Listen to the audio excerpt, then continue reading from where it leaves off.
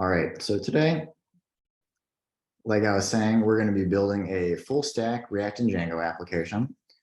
For the most part, this is going to be pretty similar to just building a React front end and also building a Django backend. But there's going to be a couple things that we're going to do differently in order to accommodate them working together. So the biggest difference between what we're going to do today and what we've done previously is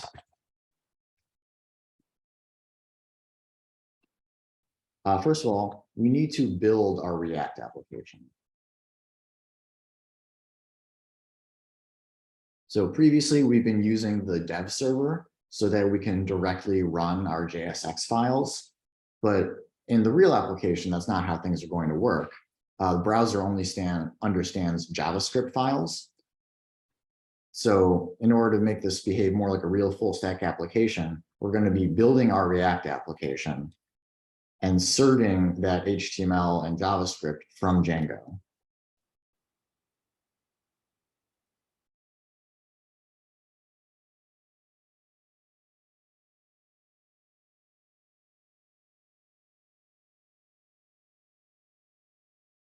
So just like we were using Django before, serving HTML, CSS, JavaScript, we're going to serve our React application that same way.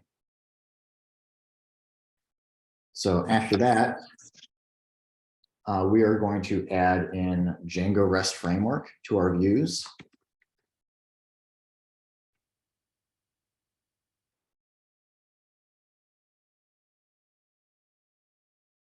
So Django REST framework is a pretty big tool, has a lot of features, very powerful. We are going to barely scratch the surface of it. I'm going to show you one feature from this tool because it's going to make our lives a little bit easier for some of the other integrations here. It's going to change the default settings for CSRF protection to be a little bit easier for us to satisfy.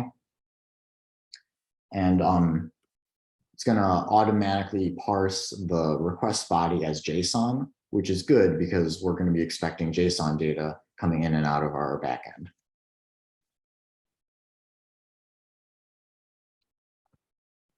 And then lastly,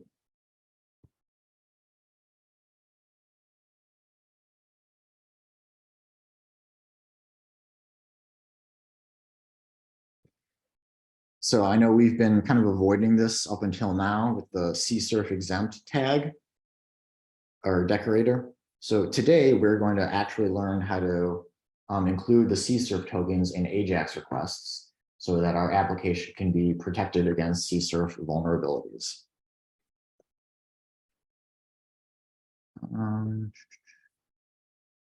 So let's just take a look at the curriculum here a little bit, in a little bit more detail. This is roughly what we're going to do today. Build our Django project, build a React project, build it, rebuild it, add some Django REST framework, and then set up CSRF, the token authentication, whatever, on the front end. So if there aren't any questions before we dive in, I'm going to just dive on in. What's going on in the chat?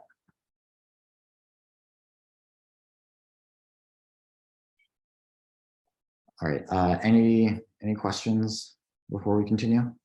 What questions do we have? No questions? Are you starting fresh from a VS Code? Yeah, I have nothing here at all. So I'm going to run start project with Django, and then going to do Vite create app, everything from the ground up. So do you, when you're connecting Django and React, do you do a virtual environment? Yeah, you should use a virtual environment for Django. So have you already done that? No. Oh, okay. We'll do so momentarily. So you said that Django REST framework is going to auto parse something into JSON. What was that? Right. So normally when you send a post request, or previously when we would send a post request up to Django, we would get request.body, and then you would have to use, it was like JSON.loads on request.body to turn that into a Python dictionary. So now using Django REST framework, the request object is going to automatically include request.body, which is the request body already parsed into a Python dictionary. So it's just going to save us that one step. Okay, so we don't have to load JSON anymore. Right. Okay. It's just assuming that the body is in JSON and we want it as a dictionary. All right, so I'm going to use a virtual environment here.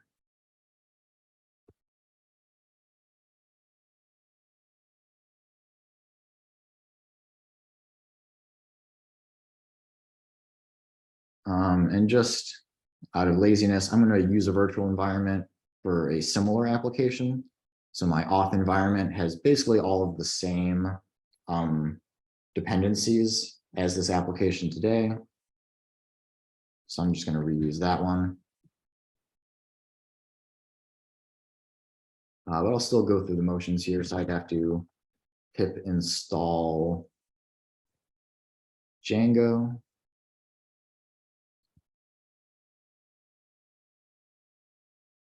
And yeah, it's already installed. Great. So then we can Python-m Django start project. And what is my project about today? Really don't overthink this. Full stack app. Okay, overthink this a little bit.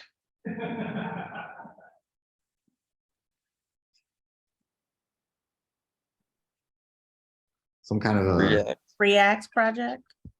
some kind of like a real world thing that we might make an application about, like it's for a pizza shop or like an insurance company or Kaylee Business suggested. website. Sorry, go ahead. news site. Okay, wow. I feel like that might actually get confusing. Restaurant. The news sites that we already have. Otherwise, I would do it. Okay, we're making a restaurant. Winner, winner, chicken dinner. Wait, how do you spell restaurant? Because AU. A-U-N-T. Other AU. A-U-A-N-T. Rest our ant. That's how I pronounce it when I spell Okay, it. Change the project. Hold on, this is gonna bother me. Yeah, that's right. Rest our ant. Okay. I guess so. Words are hard. That one always trips me up for some reason. Oh, it does for sure. Oh, but also for clarity, I'm going to call this restaurant project actually. So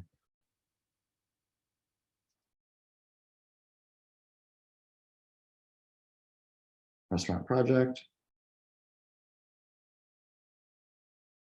Cool.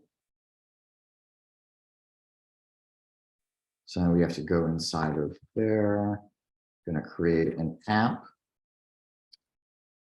So now I can use Python manage.py start app.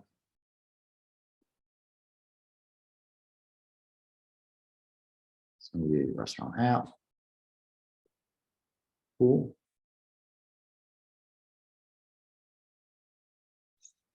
So I'm going to set up the urls.py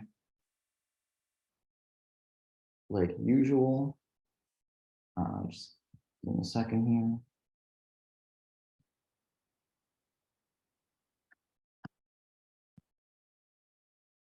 So a lot of this is going to be pretty familiar. And in fact, I might do a little bit of copy pasting for some of these steps just to save us some time, because this is going to be kind of stitched together based on code you've seen in the past.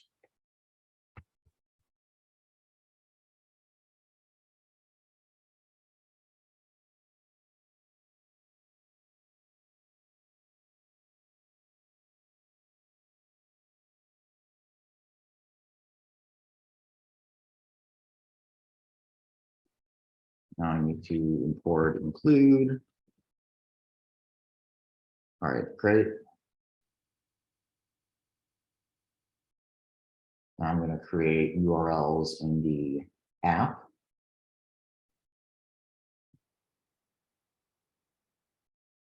So I got to actually create that urls.py file here.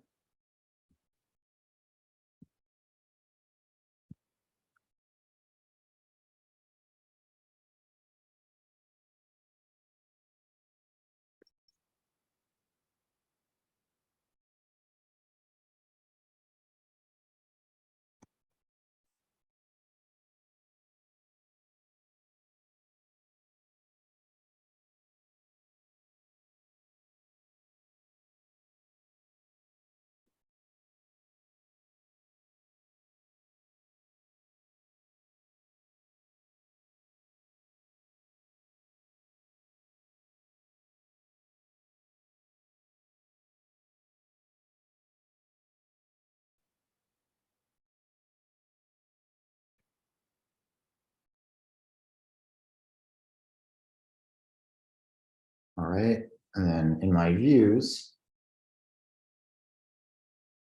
I'm going to define this function. Did you register the app? No, I should do that before I forget though.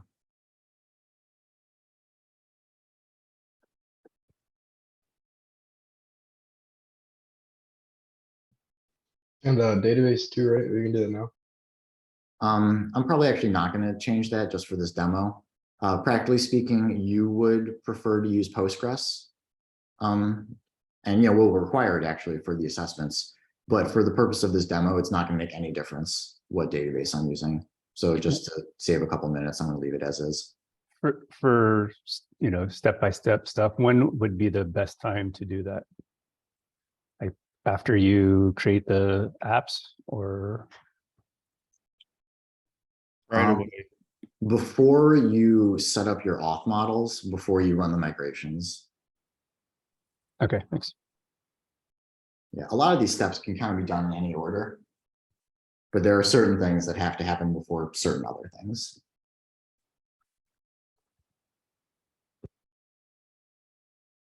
So as we referred to previously, going to have this function to send the home page down.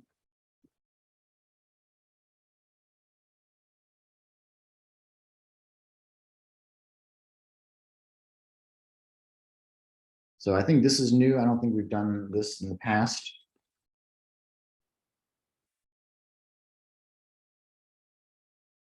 So when someone goes to our root route, the home page, they're going to hit this view handler.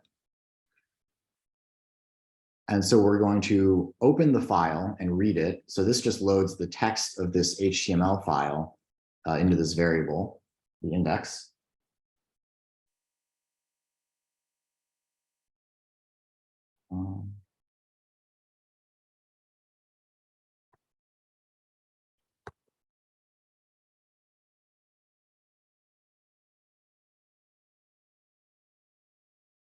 Now we can just send it to the client in a response.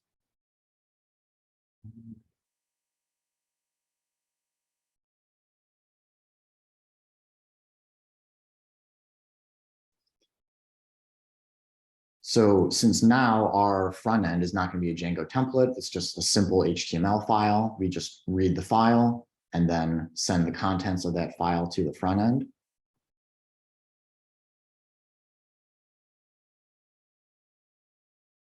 You guys having fun here? So we could potentially get that file just served with a static file server because it is in the static folder. But I want to control the URL that they use to request the homepage. I want to make sure it's just slash, not slash static or whatever. And sometimes it's nice to be able to run code when people visit the homepage. So here we're printing out home. Maybe we'd have some analytics or logging when people visit the homepage. So I am going to define a specific route for the homepage. However, this file does not exist yet, this static index.html. So I'm going to set up the static folder real quick, but then after that, I'm going to transition over to the React side of things to actually build the React app. So I have this index.html.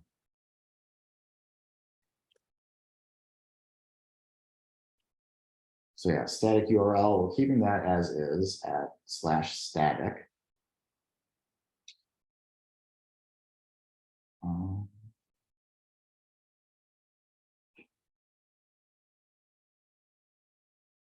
And then we have to add static files directories.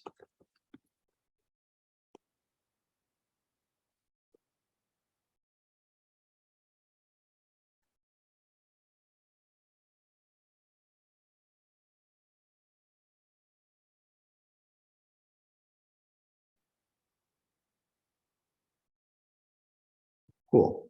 So now I can create a static folder.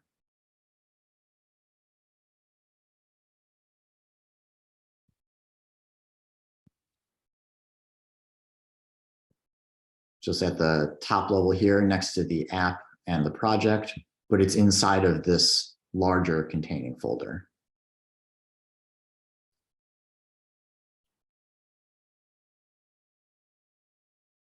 So if we did when we set it up, when we did the project dot, so that there wasn't that overarching folder, that's not gonna create any problems when we bring in React, is it?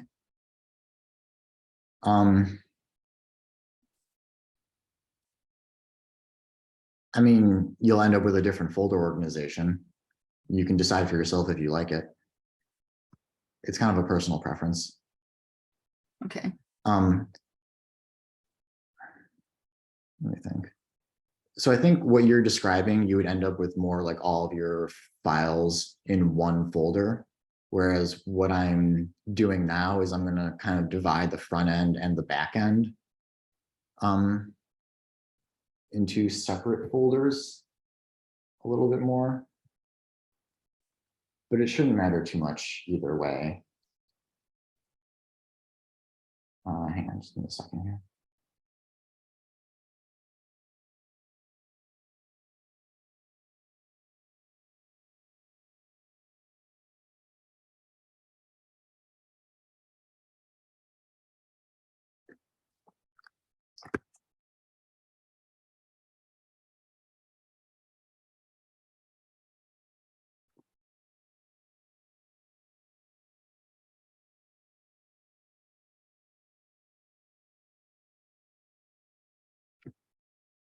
Okay, so here I'm going to create my Vite application. So you see here we've got, the full Django project, and then outside of that, but contained inside of, I guess it's inside of the W10D4 folder. So this is really the project folder at this point. Create a Vite app right over here. I'm just going to call this front end. Use React. so I'm sorry, what folder were you in when you did the npm create Vite? So I'm in the demo project folder, basically. So here's the front end, here's the notes file, and then here's the Django project. So actually maybe looking over here is a little bit easier. So front end, and then this restaurant proj is basically the entire backend.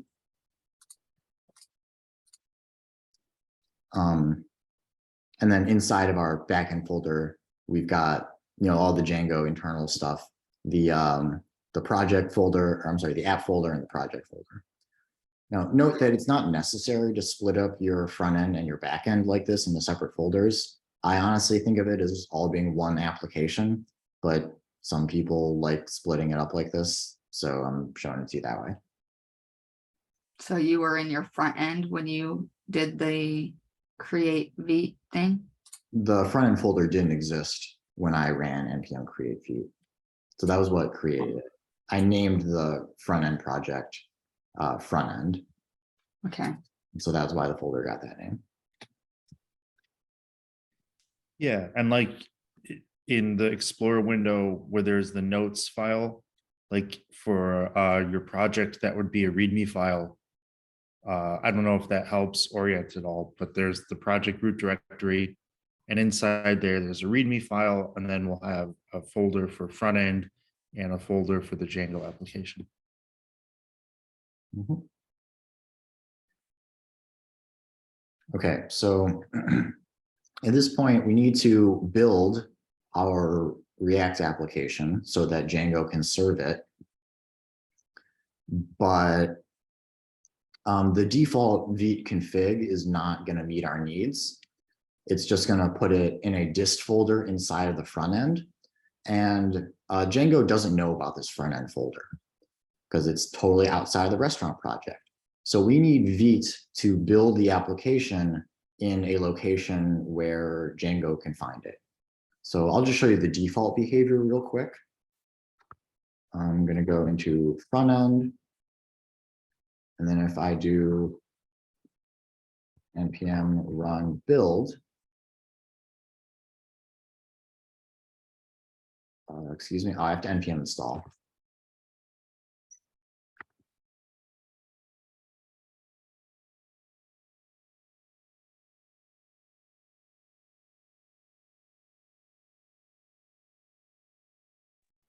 Are you in your virtual environment when you're doing npm install? I mean, my virtual environment is activated, but that has nothing to do with the npm installation. Installing things with npm records them in the package JSON and then installs the actual module into the node modules folder. But Django doesn't know anything about that, and it doesn't change my virtual environment at all. Okay.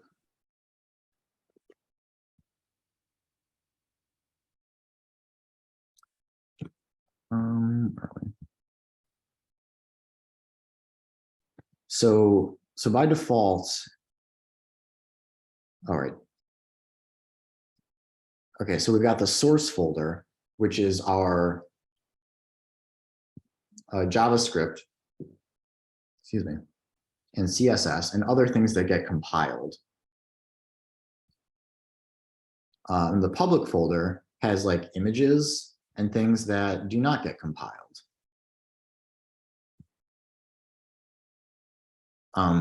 So like to say that again, all these JSX files, they're going to get converted into JavaScript and then combined into one JavaScript file. These CSS files, they're going to get minified and then combined together into one CSS file. But like images, those don't get modified at all. Those just get copied over as is. So we've got our source and public folders here. That's kind of where we're writing our front end code.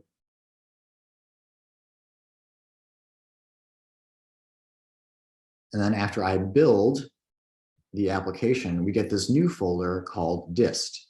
This is for distribution or distributed. This is like the part of the application that you actually give to other people so they can run it. And so inside of here, we get a few things. For one thing, all the contents of the public folder are just copied over. So public/vite.svg, that's just in dist/vite.svg. This index.html file, it gets transformed slightly and then copied over into dist.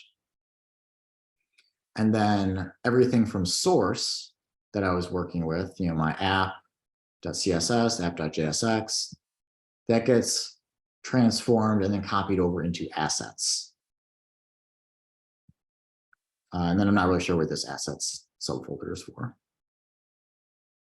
I mean, I guess that gets copied over into this assets folder, but I feel like that's kind of not a very useful distinction. So I'm actually going to delete this assets folder. I don't think I need it. Pretty sure, hang on just a second.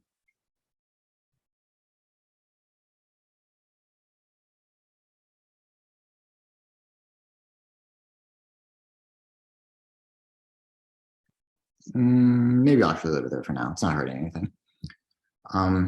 But I do want to change these default settings because this is not where I want my compiled assets to go.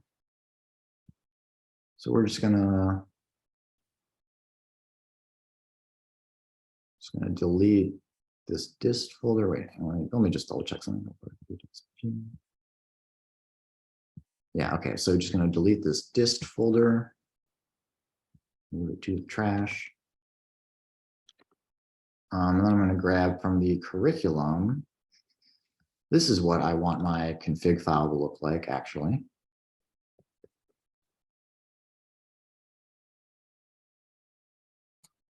Can you copy and paste that in the chat too? It's in the curriculum, which is probably an easier way to read it.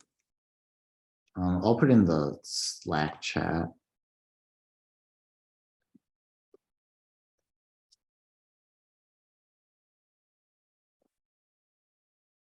Yeah, not easy to paste code into the Zoom chat.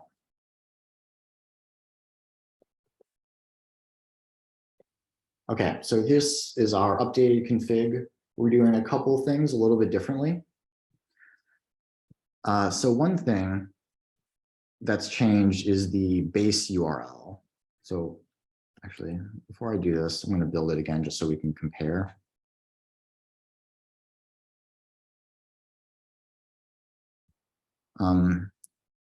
So let's see, dist. So in the index HTML that is generated, it automatically writes these URLs for us. Like, you know, the style sheet is at /assets/index whatever.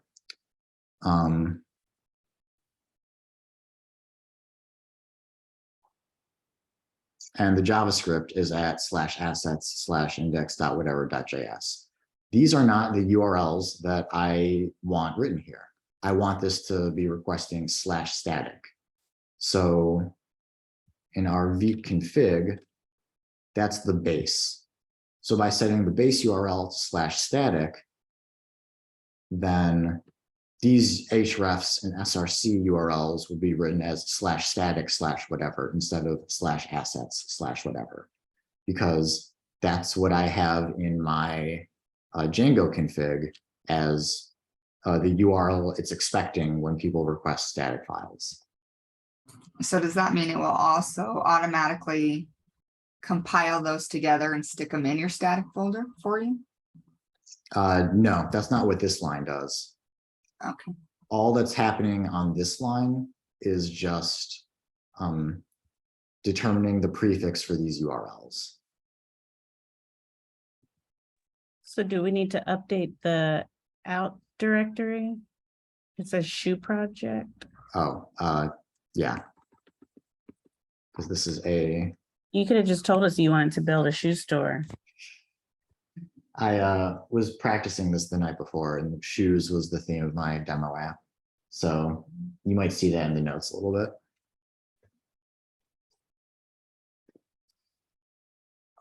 Okay.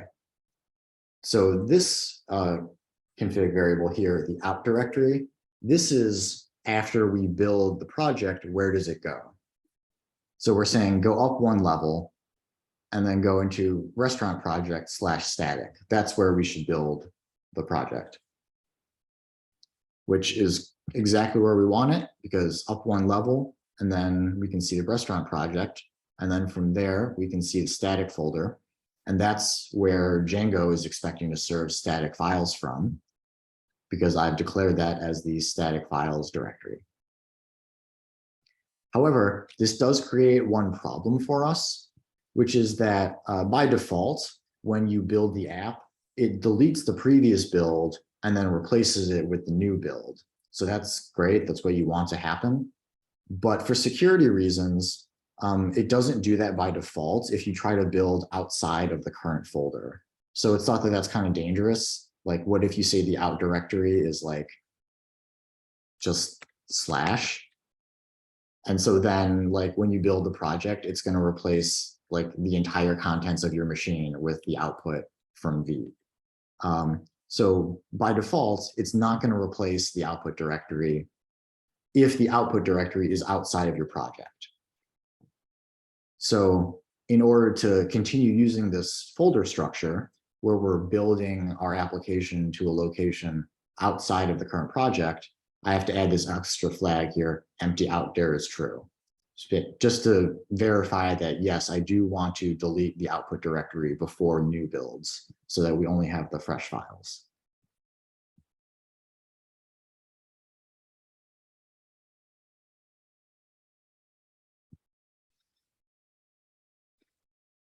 All right, so now I'm going to delete this dist folder again.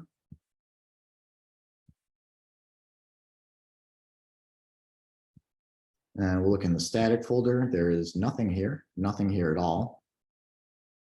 But I've saved my Vite config. Wait, I'm sorry. I think I missed something. How did we deleted the dist folder? How did we end up with it again to delete again? I reran the build command. Oh, okay.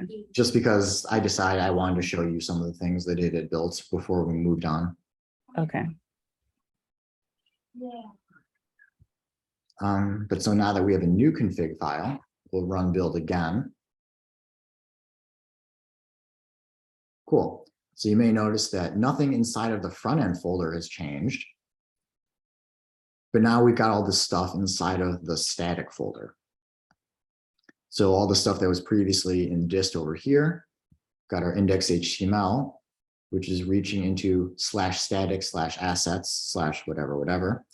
And then inside of our static folder, we have assets with CSS, JS, and the SVG, but I don't really care about that.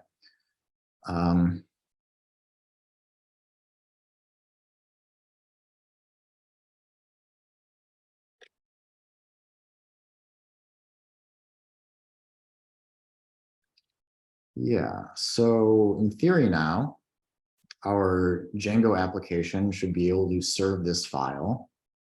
Because in our views.py, we're specifically saying like, hey, when they go to the index, the home page, send them static/index.html.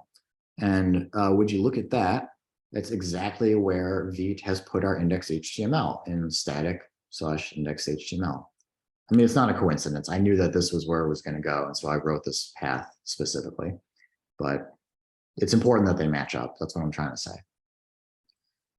So let's run our Django application.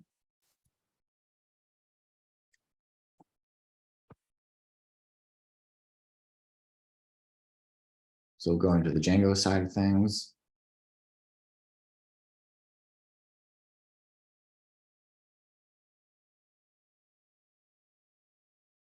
All right, haven't applied the migrations yet. We'll do that in a second. Just want to make sure that this step is working.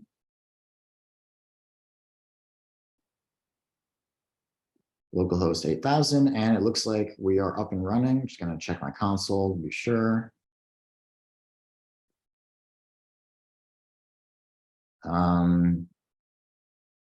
So didn't get vite.svg.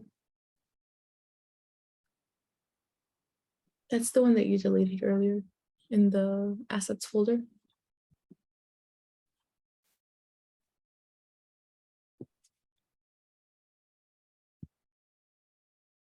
So Oh, I think it's under source. yeah, so it's this one guy that has the wrong URL written for it, which I'm not really concerned about because the first thing you probably do is delete it from the boilerplate anyway. So where does that go? In the front end, in our source, app.jsx. So yeah, one kind of awkward thing about this current workflow is this URL, this SRC is going to be incorrect, but I don't want to display this anyway, so I'm just going to delete it. Everything else should flow properly now. There's also, I think there might have been an import statement for that SVG.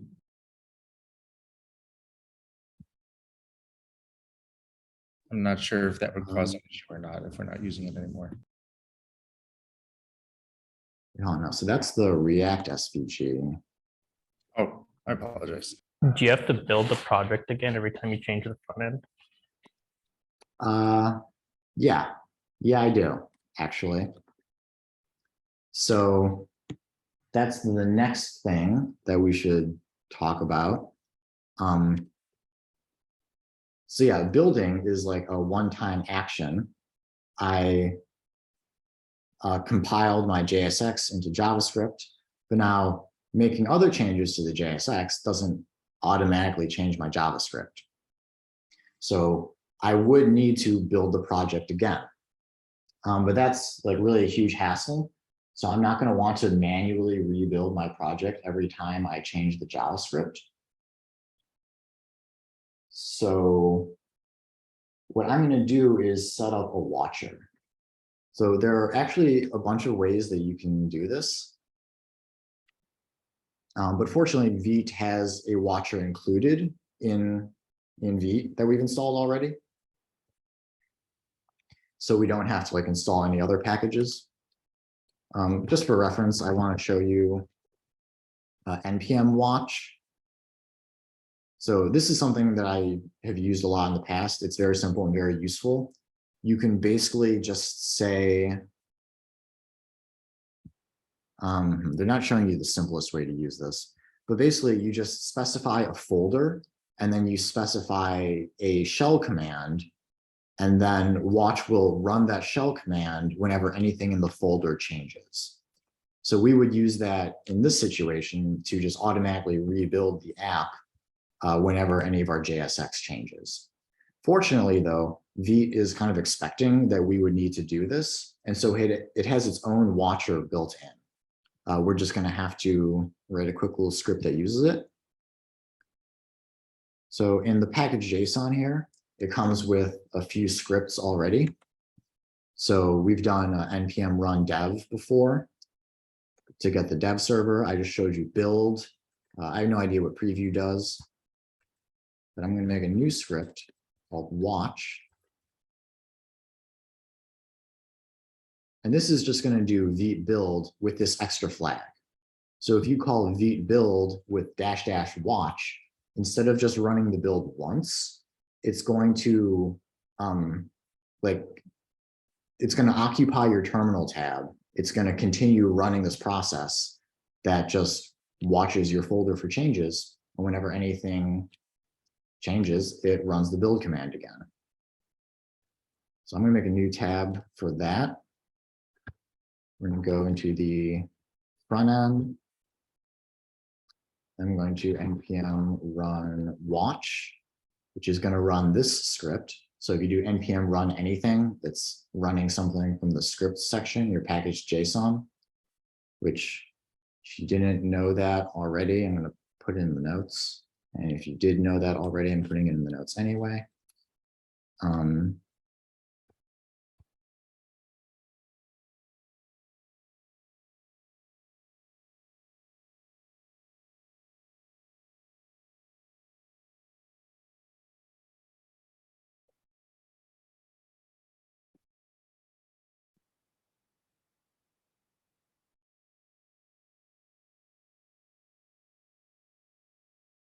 I'm not going to have to look at the config again. I'll put that away.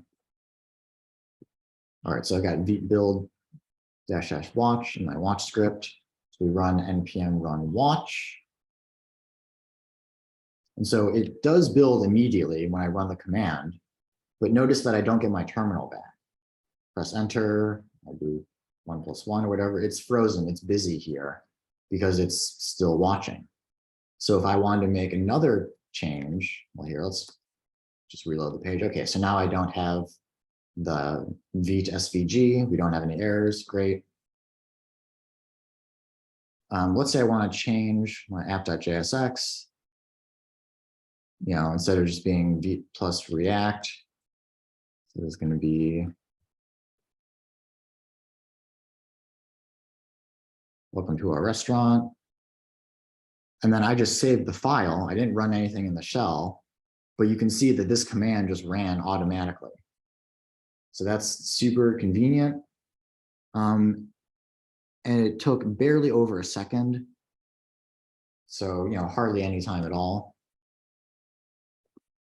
And I refresh the page and now I can see my changes have taken effect. Terrence, do you have a question? Yeah, just a few quick questions. Does that need to be in its own separate terminal? And do you actually need to Control-C to quit it? Or does it automatically quit if you actually quit your other terminal, your app itself? So these two terminals are kind of disconnected from each other. They're not really aware of what's going on in the other one. So for this one, I would manually crash it with Control-C whenever I'm done working on this project for the day. All right, yeah, that answers the question, thanks. I feel like I didn't get to all of that. Was there something else I didn't address? No, so I just said, does it require its own terminal, which it seems like it Yeah. does. And then the other question was, do you need to kill that as well after you're done working on your Okay. project? So yeah, I opened up a new terminal because it was going to occupy this terminal. I can't run other commands here. And this one already had this one is already running Django and it's got the virtual environment activated. So just thought I'd open a new tab for the React stuff. Which file had the scripts again? The package.json. Okay. Yeah. So for JavaScript projects, package.json is like your requirements.txt and the manage.py kind of rolled into one.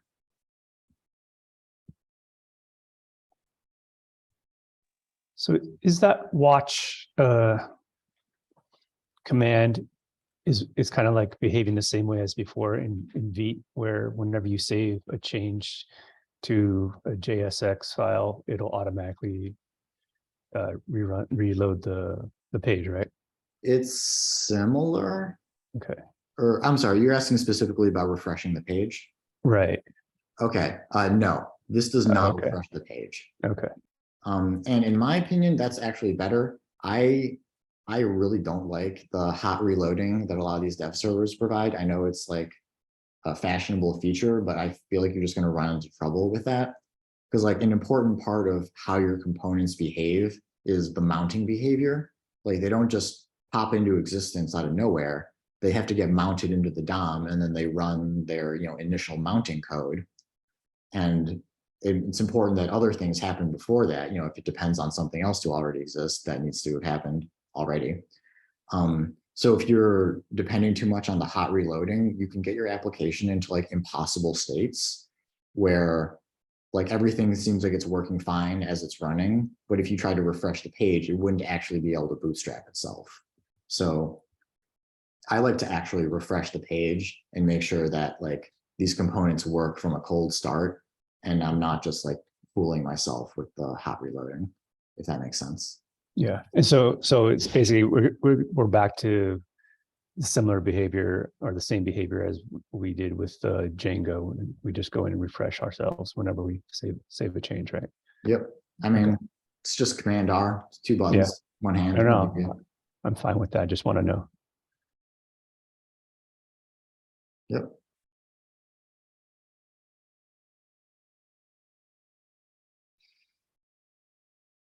Oh my gosh, Michael, stop trolling in chat, please. Okay, so just for reference, this is not related to what we do today. So rm-rf is how you delete a folder recursively with no confirmation. Slash is the root of your machine. So rm-rf/ will delete your entire computer. This is just such a common way to troll people on like forums and message boards. Like, oh, you have a bug? If you try rm-rf/, maybe that'll fix it. Oops, you deleted your machine. I'm sorry.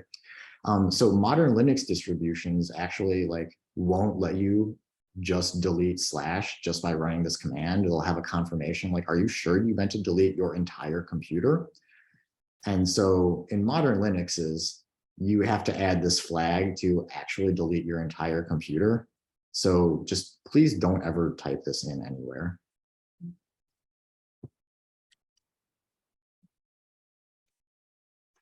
And if you do, make sure you put sudo in the front. Why are you doing this to me? Oh my gosh. Okay. What are we doing here? So yeah, package JSON is like the requirements txt and that's pi1. So we're watching our app, it's rebuilding. So that's cool.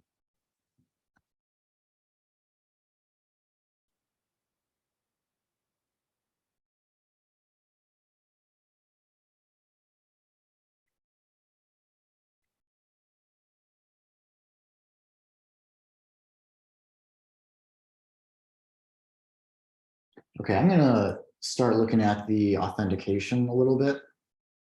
So I'm gonna set up the auth user model. And Terrence, you have a question? Yeah, this is further on the watch process. So you already said if you you're done for the day, you quit your project and then you just kill off the watch. Kill the watch itself. If you quit your project but leave the watch running and then like later in the day come back and reopen your project, does the watch still rebuild whatever changes you make, or do you need to run the watch again? I mean, if this command is still running, like as long as my terminal is occupied here, then yeah, as long as it's busy here, it's still working, it's still watching, and any changes made to this source folder are going to get compiled and put over in static. It doesn't matter if I stop the Django server. All right, thanks. Yep. So along those same kind of lines, let's say we end our project for the day, we open it back up. We're going to have to activate our virtual environment again. And then are there any other commands aside from the watch, assuming we want it to continue to update? Are there any other commands that we'll have to run either like on the Django side or the React side just to start working in our stuff? Yeah, so you start your virtual environment, you start the watcher for your front end, and then you start the Django server with run server. So I guess it's 3 commands. Okay. Hey, Raphael, Hello. you mentioned that in our front end terminal, every time you save something on your app.jsx, you should see some sort of confirmation in that terminal, right? Yep. Okay. I mean, we can do it right now. Let me just add another exclamation point here and then just watch the terminal. And I will, let me just go file, save. And it runs. Ooh, even faster this time. I'm guessing that since I didn't Thanks. change all of the files, I just changed one file, it was able to build faster the second time because it detected many of the files did not need to be rebuilt. But I don't actually know if that's the case.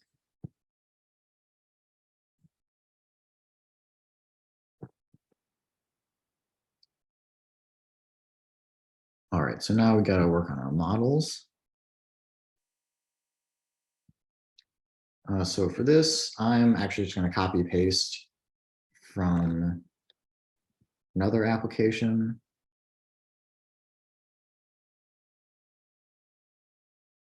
Because these are literally the exact same models that you've seen several times before.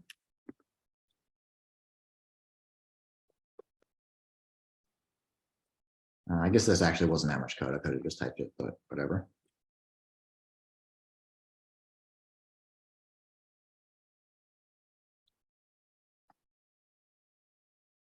And where can we copy that from?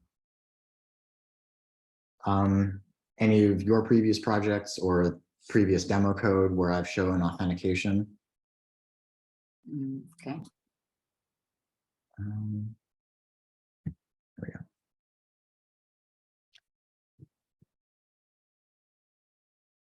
go. Could you paste it in the Slack so we can follow along without Sure, getting why not? distracted? Thank you.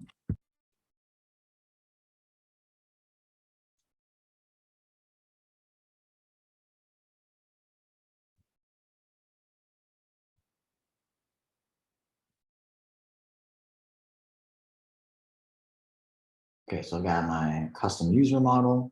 I have to set the auth user model in settings.py.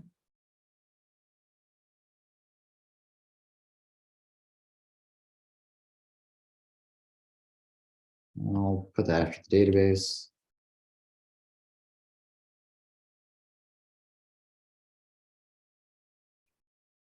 Sorry, I just forgot the exact syntax for this.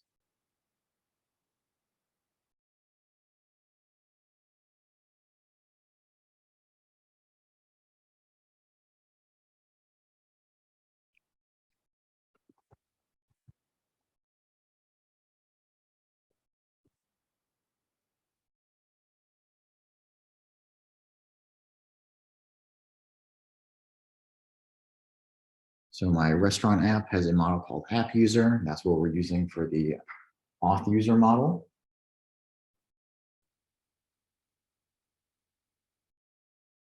So I should be ready to create and run migrations now.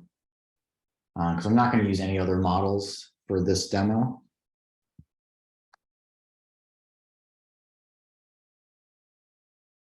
Can we see models again? Because don't you have to like import abstract user or something? Okay. Yep, import abstract user. So dot And control we models subclass from it. import. And why I'm just curious, why does abstract user have to be in parentheses? I don't think it does. That might be entirely unnecessary. Oh, okay. Kind of like how you can just put parentheses around things in code for emphasis. You know, like 4 + 4 is the same as 4 + 4. So sometimes I just write parentheses in there, not realizing that they do nothing. And if you didn't want the username to be the same as the email, you would just get rid of line 15.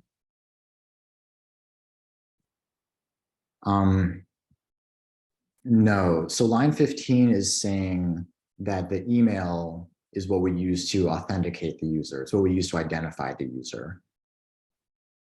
That like username field in Django just means that like this is what gets passed in along with their password when they log in. And so this is just letting Django know that we're not logging people in based on the username field. The username field is kind of just like a nickname. It doesn't really matter. We're logging people in based on the email field. Okay, so if we didn't have that, then 16 would default to username and password. I believe that's correct. Okay.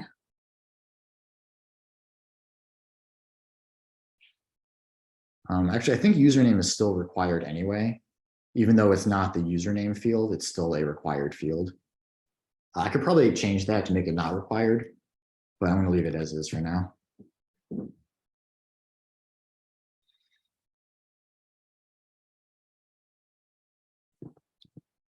I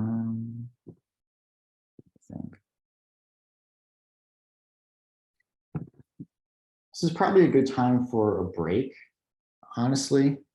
The next thing I need to do is just write up the authentication routes, but that's, just like login, sign up, sign out stuff that you've seen before. So yeah, I'd like to take a break soon, but what questions do we have based on what we've seen so far before we take a break? In the package.json, all you did was change the sorry, not package.json.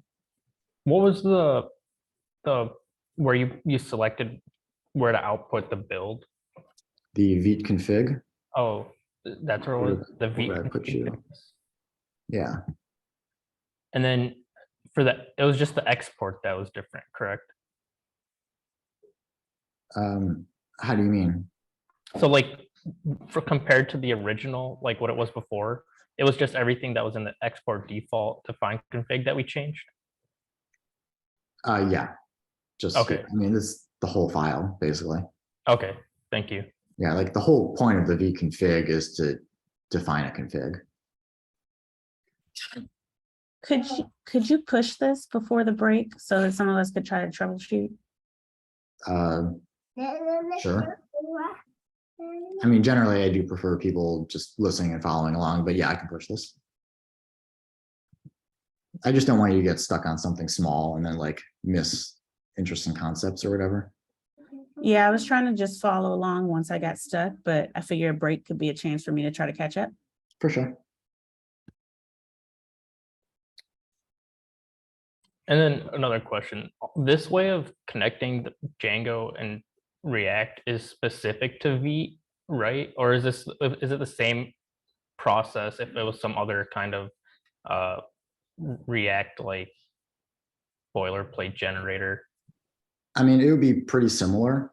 You just have to get React to output the build code in a place where Django can see it. Honestly, if you're using Create React App, it's a lot harder because Create React App does not let you configure it. You just don't get the opportunity to write a config file like this. It has one internally that it uses for Webpack, and you just can't modify it. So you basically have to like bend Django around to accommodate what Create React App is going to do anyway. So like I would have them both in the same folder and just rename Django's expectations based on what Create React App does. But here I've done it a little bit differently. I've configured Vite to output things that I think are more familiar in Django. Does that answer your question? Yeah, that makes a lot of sense. Thank you. It just sounds like Vite makes things a lot easier for us, which I enjoy. I think so. I don't like a lot of tools made by the React team. I feel like they have kind of like weird opinions and philosophies about things. Just like Create React App is very restrictive because it's like for beginners or whatever. So they don't let you do anything that could potentially like get you in trouble, even though there's already plenty of ways to like build a bad React application if you don't know what you're doing. So they just, I don't know, wanted to make it impossible to configure the build for some reason. That's enough complaining. We can continue. So let's take a break soon. It's 10:08. If there aren't any more questions, let's come back at 10:20. Sound good, folks? All right, I'll see you soon. Sounds good.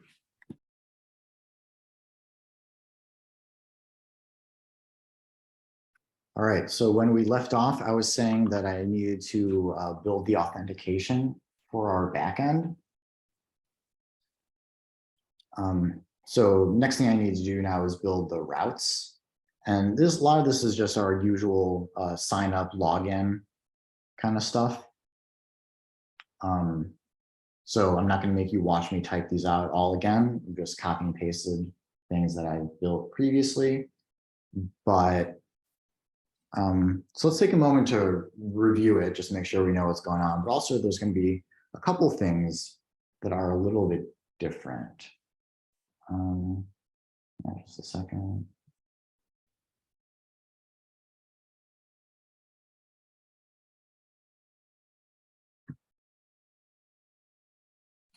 Did you say you posted that in the Romeo? The code's been uploaded. Oh. Or actually, has this been uploaded?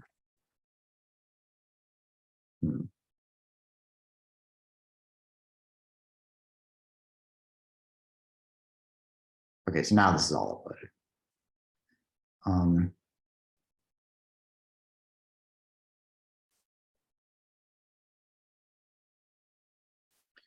So you'll note that I've imported authenticate, login, logout. Those are going to be used in my views down below.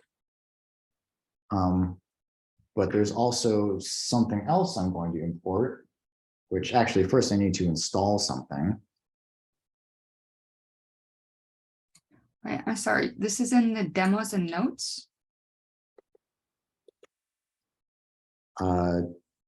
Should be, yeah. W10D4 Fullstack Django React. It's weird, it's not showing up. I posted the link in the chat, Alicia. I don't know why it's not showing up on mine, but thank you, Michael. The way that it's labeled, I think it's above or below week 1. It's not at the very bottom. Oh, okay. On the page. That would be it.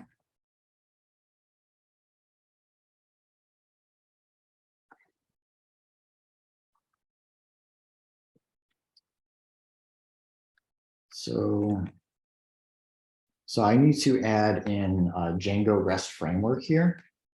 So I'm going to install that. Forget exactly how it's called.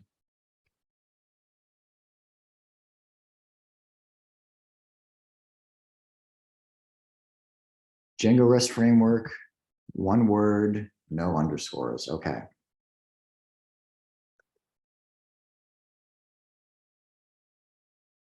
We will pip install Django REST framework. It's already installed, probably. Great. So now we can use one of its features.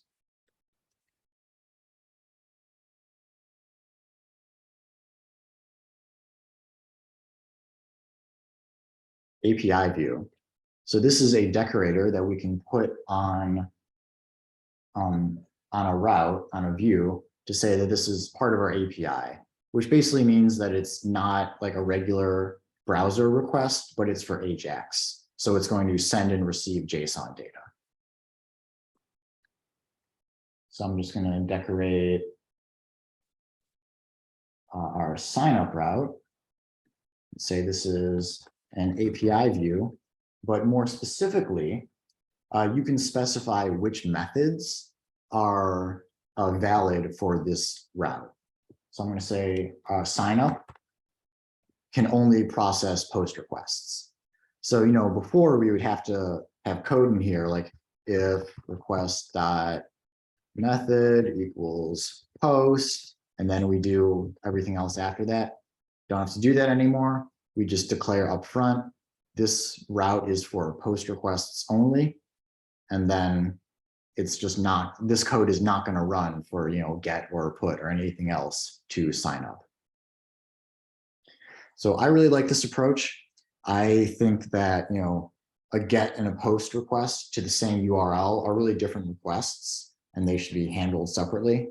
So I don't kind of like how Django by default sort of mixes those together and you just have to use an if statement to separate them. So, here I can just declare outside of the function itself that this is just for post requests. And that's something that we can use all the time and not just when we're also using React.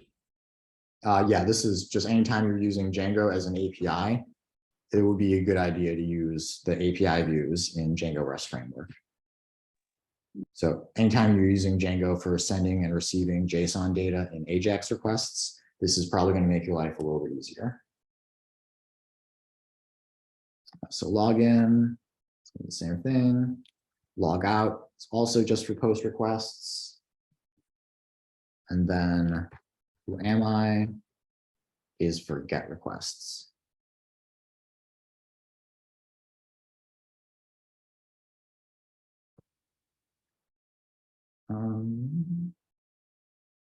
Cool, so that adds a little bit of organization.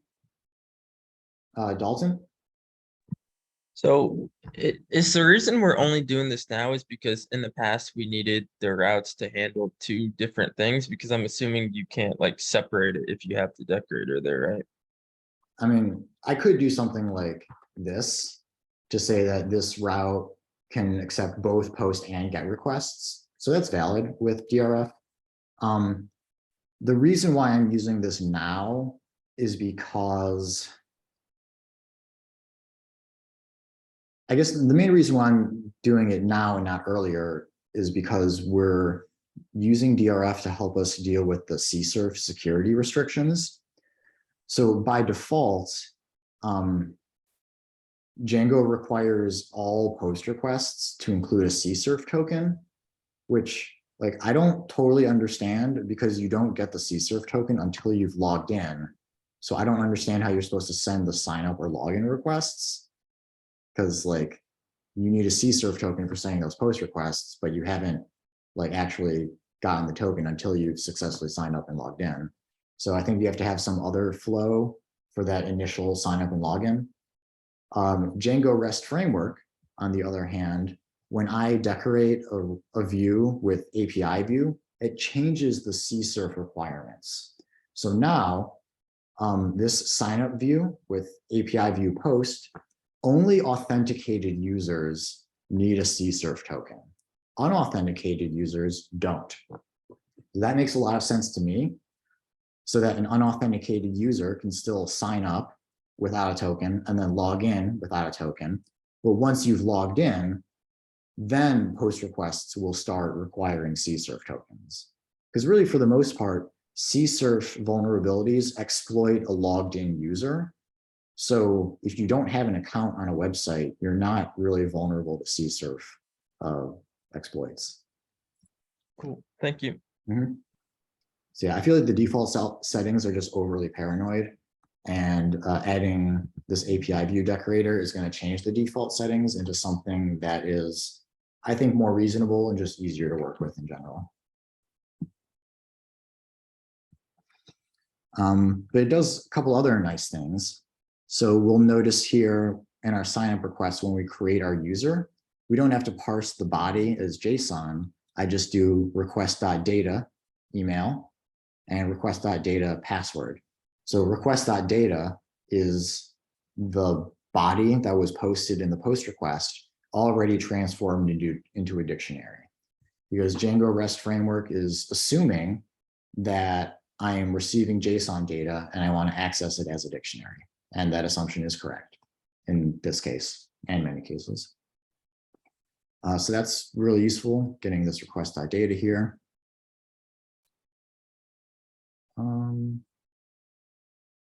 me think. Okay, and then there's one other thing that is done differently here that actually has nothing to do with Django REST framework, but it's a thing that I'm doing now.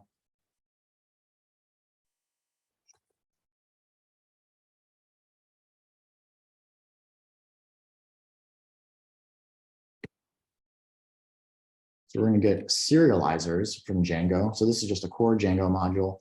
It helps us send data to the front end, basically.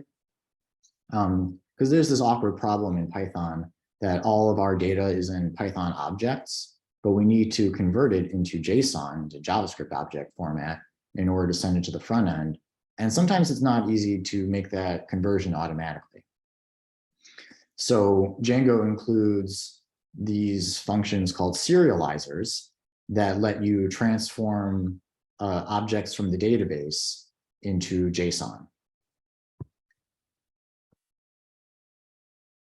So they have, you can like make your own custom serializers if there's a specific way that you want the user model transformed into a dictionary, or if whatever model needs to be transformed into a certain type of dictionary with keys and values named a certain way. But I am just using the default behavior. I figured that the generic serializer with the default behavior would be good enough. So what I'm doing here is I'm saying I want to serialize my data as JSON. This is the data to be serialized, the request.user. And specifically, these are the fields from the user that I want included in the output. I could just include all the fields by leaving this off, but I don't want their password to be serialized and then included in the data that's sent to the client. So just the email and the username, which incidentally are the same in this case, but whatever.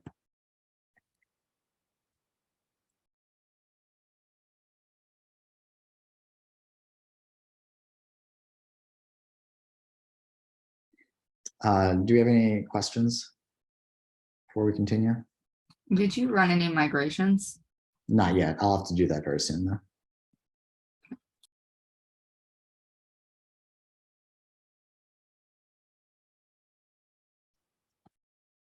Does anyone, no more questions before we go on? Okay, I've actually got a question for you all. Pop quiz. So I love talking about language. Does anyone know what it means to serialize data?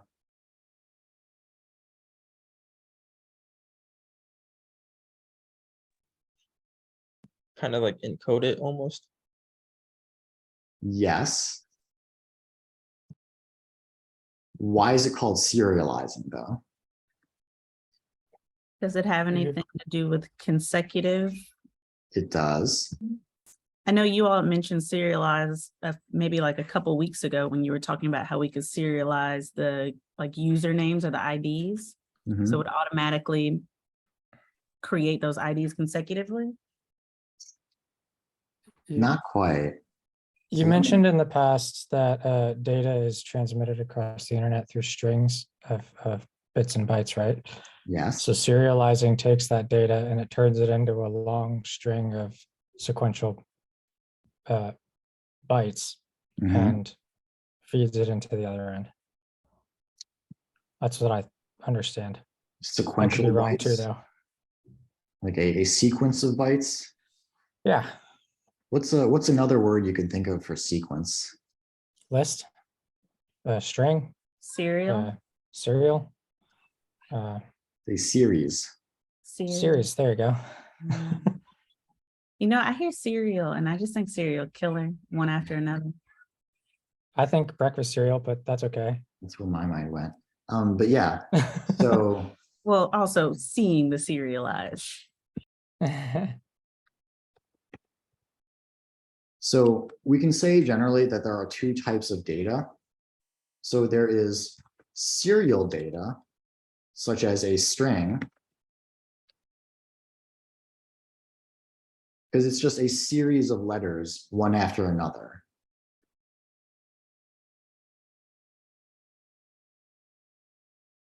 In contrast, we can also have non-serial data. I don't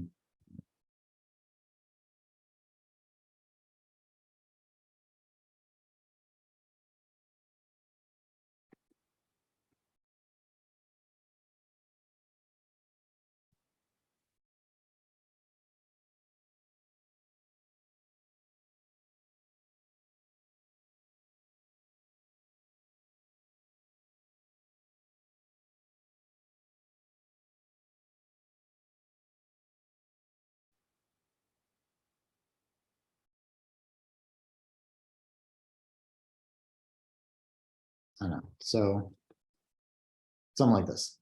So non-serial data would be like a dictionary where we have data inside of our data. So it's not like after our data in a series, but it's nested data inside of data.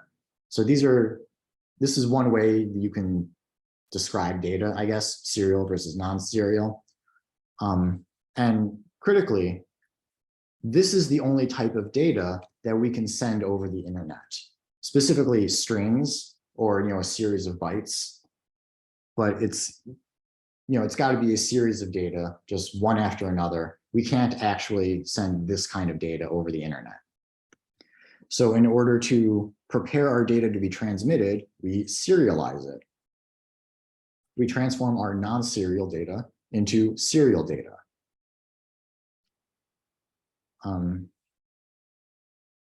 So, I guess a good example in this case would be like, so here, this is like a serialized form of this, it's all a string now of characters. It's not actually objects and objects, just a string of characters. Transformed it from serial data or from non-serial data to serial data. So is that the same thing that Stringify does? Yeah. I would say that here they're using this kind of more specific name because the purpose of the serializer here is for taking objects from your database and transmitting them over the internet. Whereas like JSON.stringify will turn an object into a string for any purpose, not necessarily sending it over the internet.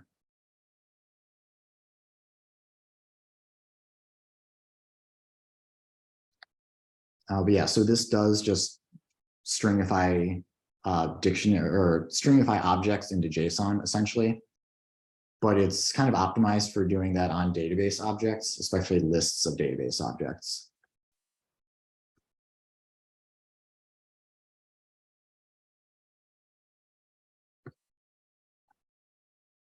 All right, so does anyone have any questions about the other authentication methods we've got here, or can we move on?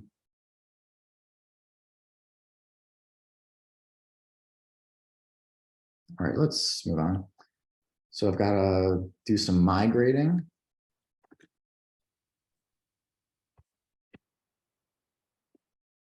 Have you only built a post so far? Or did you make just the one API view? Or you made a bunch of individual? Okay. So yeah, we've got sign up, log in, and log out, or with post, and then who am I? You separated them all though. All right. Who am I takes a GET request. Yep. Okay. Are you gonna sorry. I was gonna ask, are you gonna show one where you kind of combine get, put, and delete in like the single one kind of thing? Does that really matter? Or do you suggest we always separate it? I'm not going to show that today. Okay. But that is something you might want to do. So, if we had another model in this app, like, food item or whatever, or an ingredient, maybe. So that would be more of a model that you can like get, post, put, and delete. It would probably be a more generic model that would support all of the different operations on it. And so in that case, I would probably like declare an API view that has get, post, put, and delete. But then in the actual function body, I would have to use like if request by method is get, if request by method is post, et cetera, et cetera. Okay. So, yeah. All right. Thanks.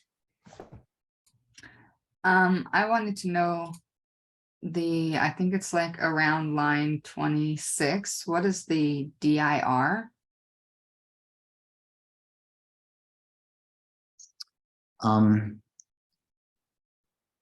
So that's like a built-in Python function for printing things. I think it just tells you the keys on an object, I believe. Let me double check that.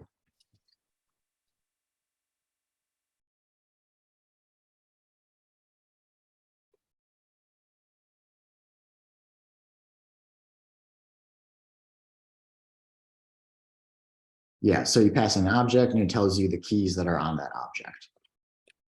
So I just want to show you all what is on the request. So we're going to use a dir to view that. If I just printed the request, then it would just tell me it was a Python object, which is not very useful. And we don't really even need to see the values. I just want to show you the keys. Dan, do you have a question? Yeah, so we're implementing serializers at this step right now. And is that because we're getting closer to, I guess, like deploying this app, or is it because implementing the React front end will simulate like a connection, like a transport layer connection between the front end and the back end? I mean, yeah, the Like- React app is the connection between our front end and our back end. Our React app is going to be sending requests to this URL or to this, or to the URL that calls this function. And then Django is going to have to convert the user object into a format that we can send over the internet to our front end. Okay. Yeah, you got to remember, like in a real application, your front end and your back end are running on different computers. It's just while we're in local development that our dev machine is the front end and the back end. Okay. But like normally it's, you know, someone across the internet on the other side of the country is downloading the contents of this static folder and running it on their own machine.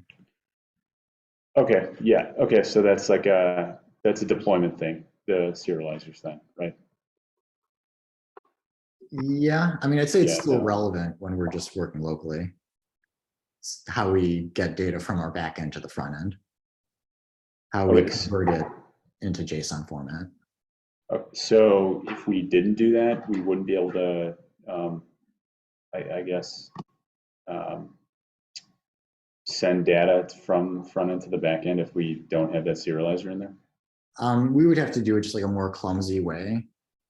So I Okay. think what I was doing before would have been like JSON response.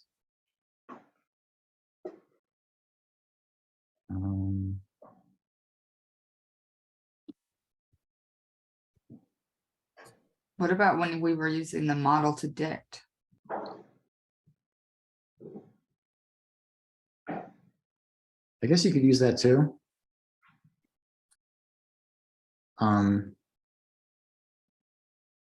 So yeah, I was about to show you just like manually picking properties off of request.user, and you can put them into a dictionary you create.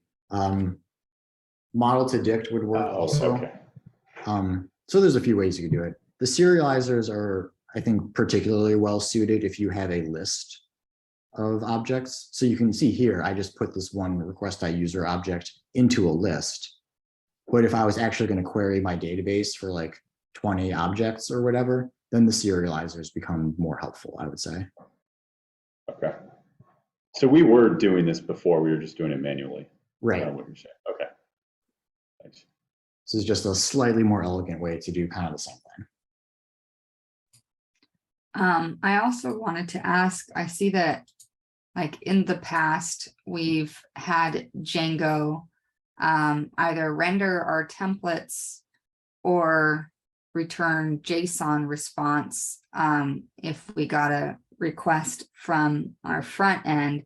And looking through here, I only see one JSON response, but a whole lot of HTTP responses. And in the past, when we've done the HTTP response, it's essentially shown us a completely blank page aside from that one string, and wouldn't allow us to see, obviously, what we had at the time was Django templates. So how does this work with our React? Like if we're on our login page and we send back the HTTP response of, let's see, where did it go? Of like, you are logged in, would that completely overwrite all of our React components that are being rendered? No, it depends on how the request was sent. Like if you just typed a URL into your URL bar and it sends an HTTP response, then that's going to replace your entire screen. But these routes are intended to be consumed by AJAX requests. So in that case, this string, like logged you out, this just goes back to axios, and then we can do whatever we want with it in JavaScript. In this case, today, this application is not going to really do anything with these responses, just because it's a very like minimal, quick and dirty application that I'm building today. So when we're sending a request from the front end from Axios, is HTTP response, for lack of a better word, synonymous with JSON response then, and we can grab that response and do with it whatever we need to? I mean, they're pretty similar. HTTP response is going to send a raw string to the client, and then JSON response is going to take a dictionary and then convert that into a string and send that to the client. So, I mean, this should probably be JSON response instead, honestly. Even though it's just a string?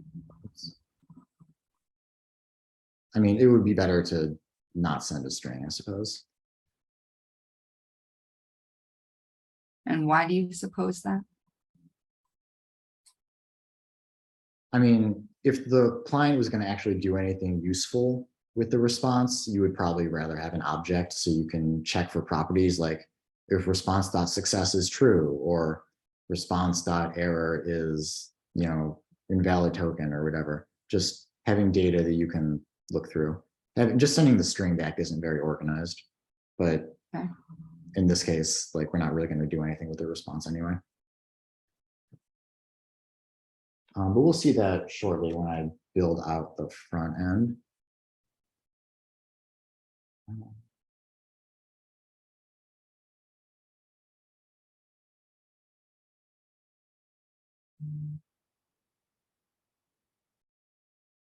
All right, so next, why don't we,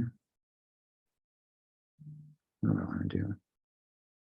So let's see, before I forget, I should add URLs for all of these views. Right now, we just have send the home page.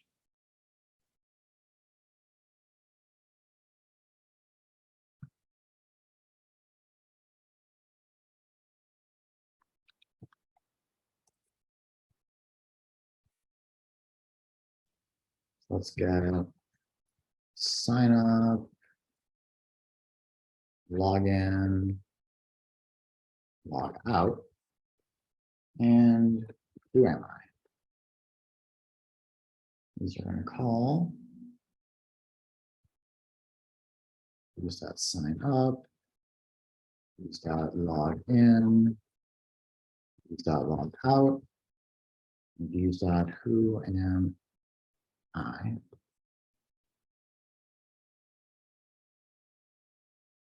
I need some commas. So that's how you write code. All right. So I think now I just need to write some forms on the front end, and then we can try to log in and sign up. So in the Do interest, you need to migrate? Because you did make migrations, but then you didn't do migrate. yeah, I should do that before I forget.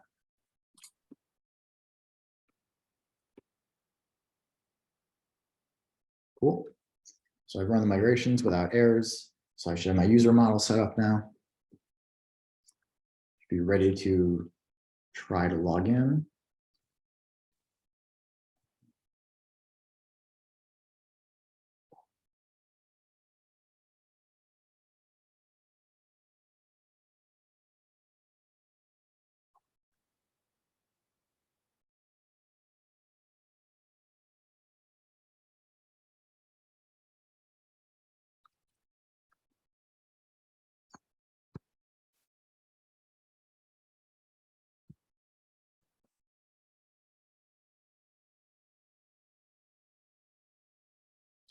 So after this little welcome message, we're going to add some buttons.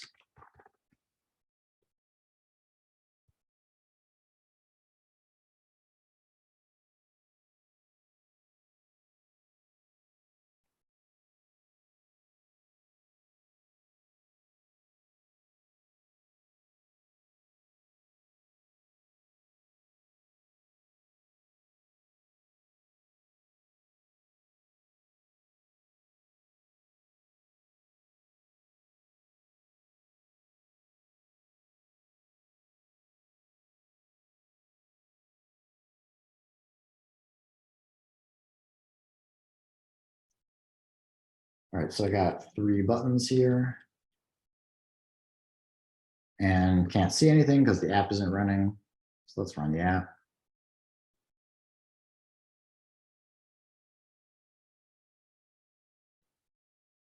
And the watcher is still watching. Oh, now built in 622 milliseconds. Gets faster every time.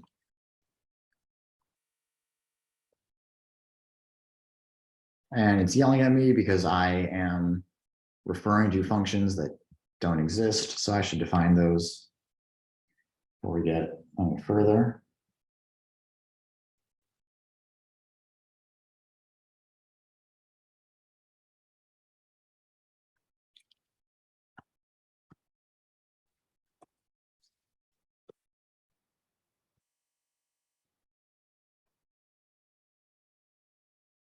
So first things first, got to prevent the default behavior. Actually, I don't need to do that in this case because this isn't actually a form. It's just a button click. But if this was a form element, I'll just put it here just for the heck of it.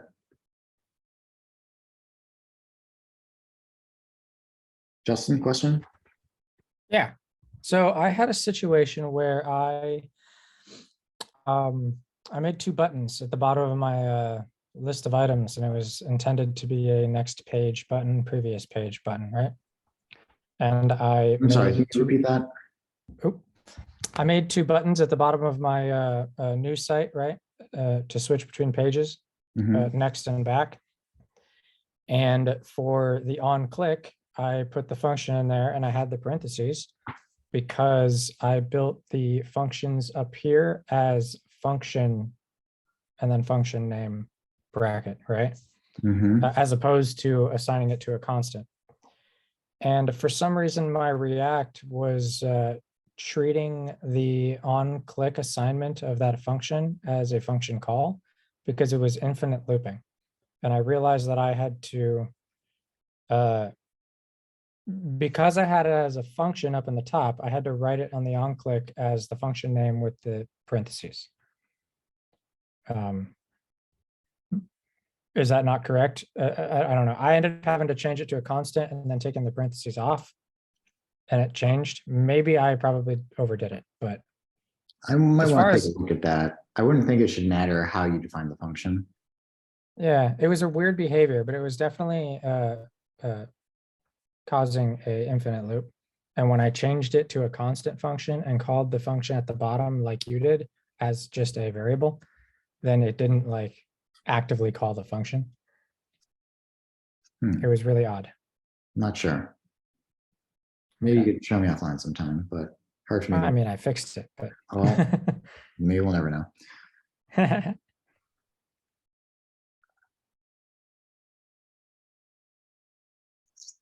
Okay, so if this is a real form, you would do event.prevent default.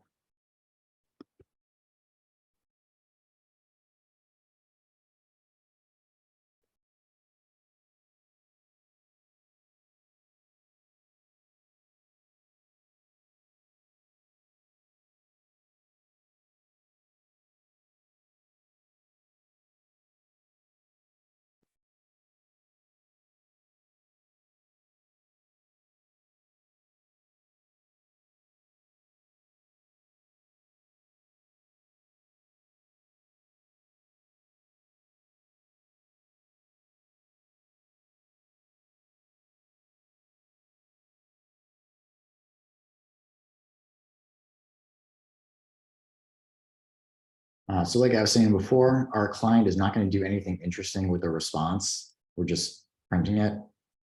In a real application, you should probably be reading the response to see if it was successful or failed, and then respond accordingly. But that's really more of a user experience consideration, so I'm not going to get deep into that right now. So that's how we can submit our sign up form. Also need to submit our login form. That's going to be pretty similar.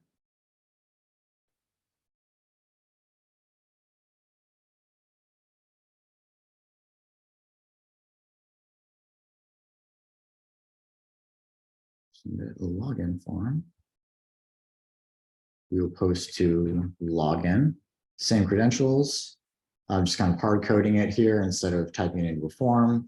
So, in your own apps, you'll have to actually look for the inputs and grab their values and put them into an object. That's left as an exercise to the viewer. And we're also going to log the request from the server. But then one other thing I want to do here is I'm going to refresh the page. So this is going to be a hard reload. So I believe that you don't actually get the token from Django unless you're logged in when the page loads initially.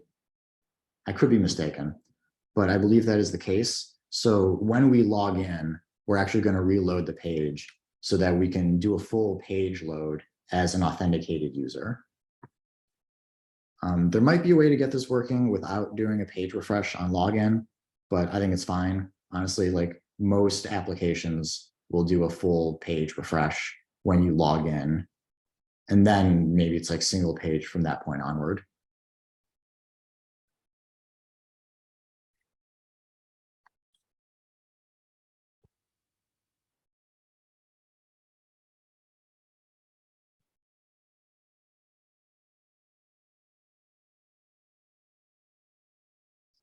And lastly, we will log out.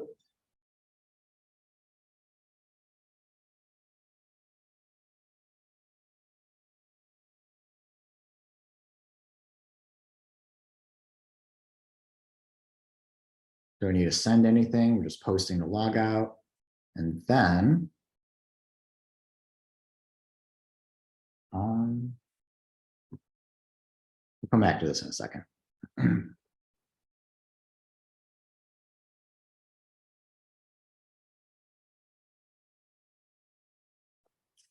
So I'm going to define a who am I function now. And I'm doing this all in one file, just in the app.jsx, just for ease of understanding. So you can just read in one file top to bottom and know everything that's happening in order. But in your own projects, you probably want to organize things. So like this who am I function could maybe be put in a different file, like a utilities file or something.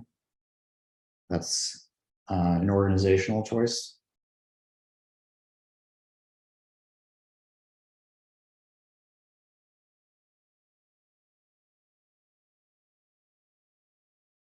Dalton? So when you say put it in a utilities file, you don't like you wouldn't make a new JavaScript file though, right? Or is that what you mean? Oh yeah, that's what I'm saying.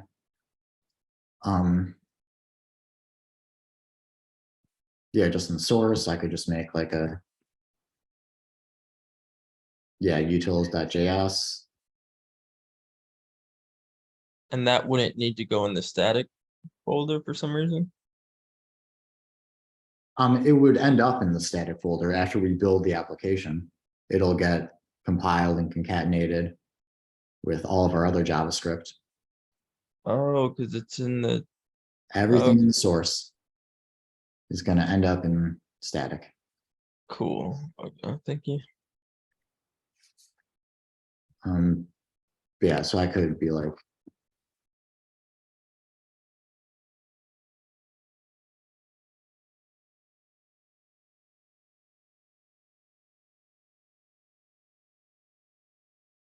so yeah, something like this is probably what I would do more practically, to avoid just having all these functions right in this one file and just define them elsewhere and import them. But we're not going to do that today, just to avoid bouncing around between different files.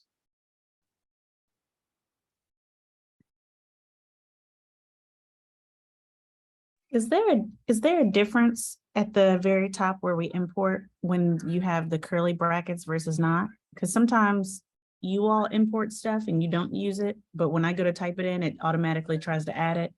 Does it make a difference? It depends on how the library is exporting things.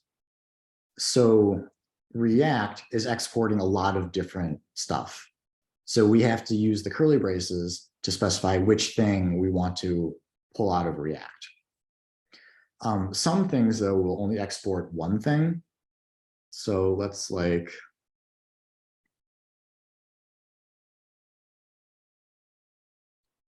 Yeah, this is a better example. So the app, this is only exporting one thing, and it's a default export. So if there's a default export, that means you're not exporting a whole bunch of stuff. It's just one thing. And then whoever's importing it, they don't use the curly braces because they're just importing the one thing. So app.js has the export default app. Main.jsx just imports app from /app. We don't have the curly braces here. It's only when you export multiple things at once that the importing file has to choose what it's taking. Okay, thank you. Mhm.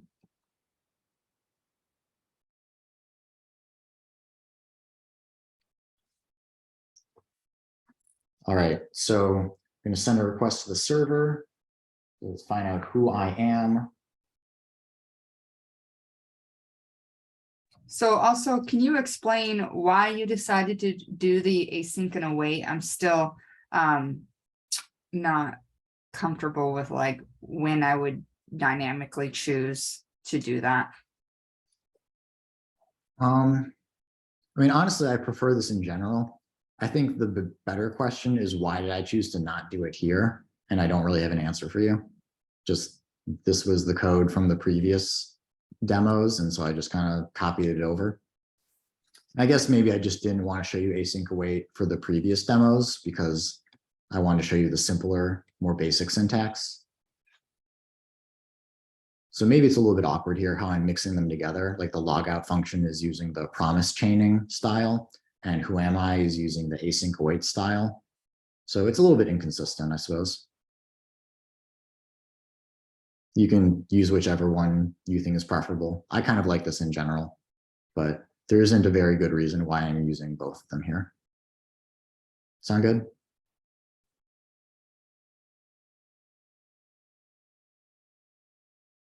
Cool.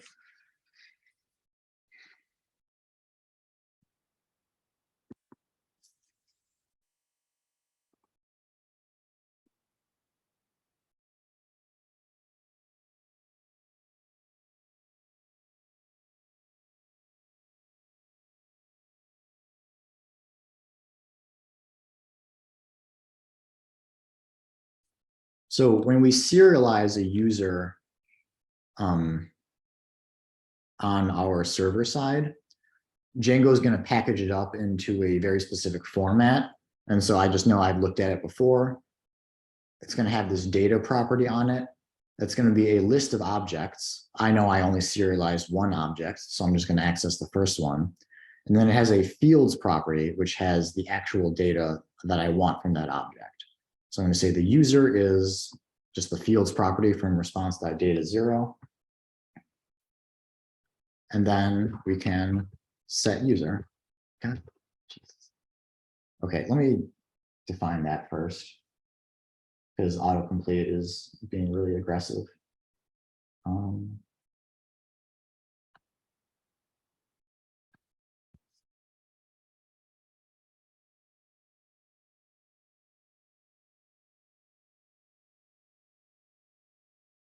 Okay, so when the app loads, we are setting a state for the user.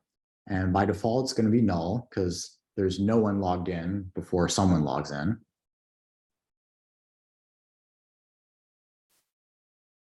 And then when we get the user, we're going to set user to the user.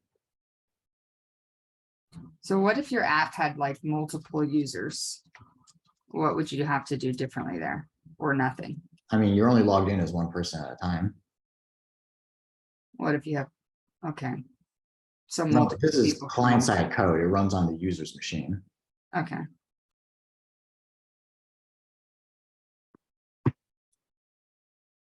All right, so then who am I? Last step is we set the user once we know who the user is.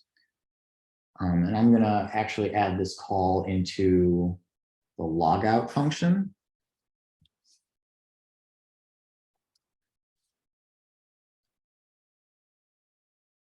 So that way, after we log out, the front end isn't going to think that we still have a user. So it's going to update, this user property, and it's not going to show you data for a user that is not logged in anymore.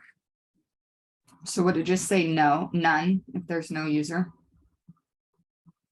Because once they log out, does it just say none? Where? Well, you're saying set user, if they just logged out, then wouldn't the who am I function return like no data or like an empty string or something? This would be undefined if this does not exist. So we how, will okay, just set user to undefined, which is pretty much how it starts out as null. okay.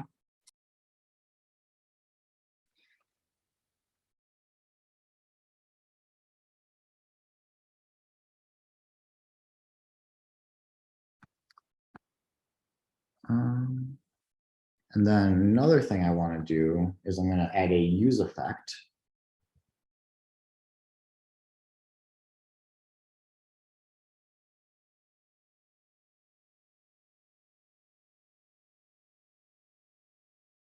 Where we'll call who am I? So this is just on page load. We want to know who is logged in, if anyone. So as soon as this main app component loads, we're going to run this who am I function and set the user if we can.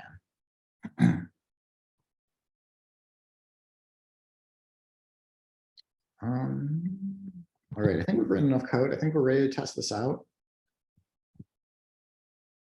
Evan mentioned in the chat that you didn't npm install Axios and import it.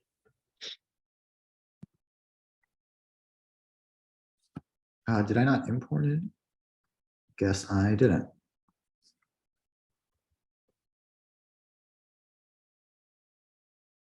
Why don't you have to run who am I when you sign up? Wouldn't that make sense? Or I'm sorry, log in, I meant not sign up. I'm sorry, I log in, you said?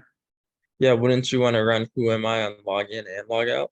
Or So that's a good question. That is what I want to do, honestly. I'm actually just not sure if I'll get the token. If I'll get the CSRF token just from calling who am I. But I know if I reload the page as a logged in user that I will get the CSRF token. oh, and then the use effect will come into play on reload. So that's how it kind of runs. Yeah. Okay. So yeah, I do still get the user that way. There might be a more elegant way to do it, doing what you're describing, where I don't have to refresh the page and I just call a function to get my token from the backend. I'm not 100% sure how I would do that off the top of my head. And I know that this flow is fairly conventional and it works. But Thank you. yeah, a lot of this just comes down to user experience and it's kind of subjective what's better.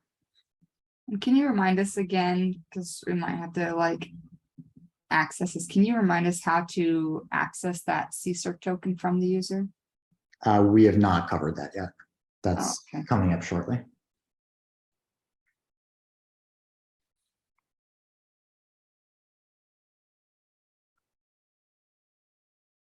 We're definitely going to need it very soon, but not quite yet. So why is this grayed out? Submit login forms, sign up form. Ah.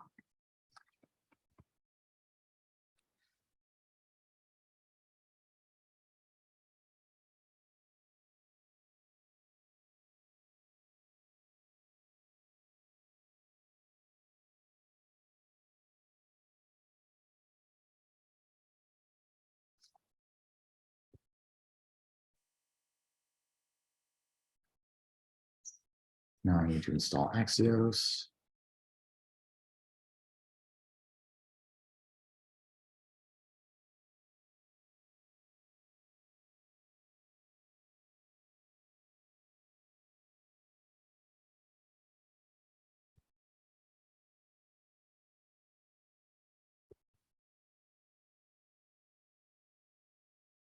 All right, we install Axios. I don't think the watcher saw me install it, so I'm just going to crash out of it and reload it. Cool. So now it is working.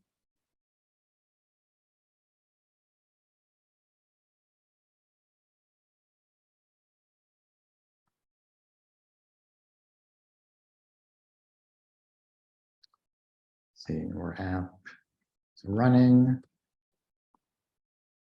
So mine still says failed to resolve the axios after I did the watch thing. So the watch can see when you change JavaScript files. It doesn't see when you import things. So I had to manually restart the watcher after I after I installed Axios. And that's just Control C and then npm run watch. Right. So, okay, I did that, but I guess I must have something else wrong. Okay, Did you install it? Install Axios? it's just npm install axios, right? Yep. You got to make sure you're in the same folder as your package.json. Okay. If I wasn't, where would it have gone? I mean, look where your Instead node I- modules folder is. Instead, I installed it, so where would it have gone? Wherever your node modules folder is where you try to install something. So if you have node modules where you don't think they should be, then maybe you ran the install command. I somewhere have you didn't node need to. modules where they shouldn't be. Thanks. Cool. All right, let's try running this. Oh, but one other thing I want to add. When we do log in, we have no way of knowing if they were actually logged in successfully. So I'm going to add something into our template that just acknowledges the logged in user.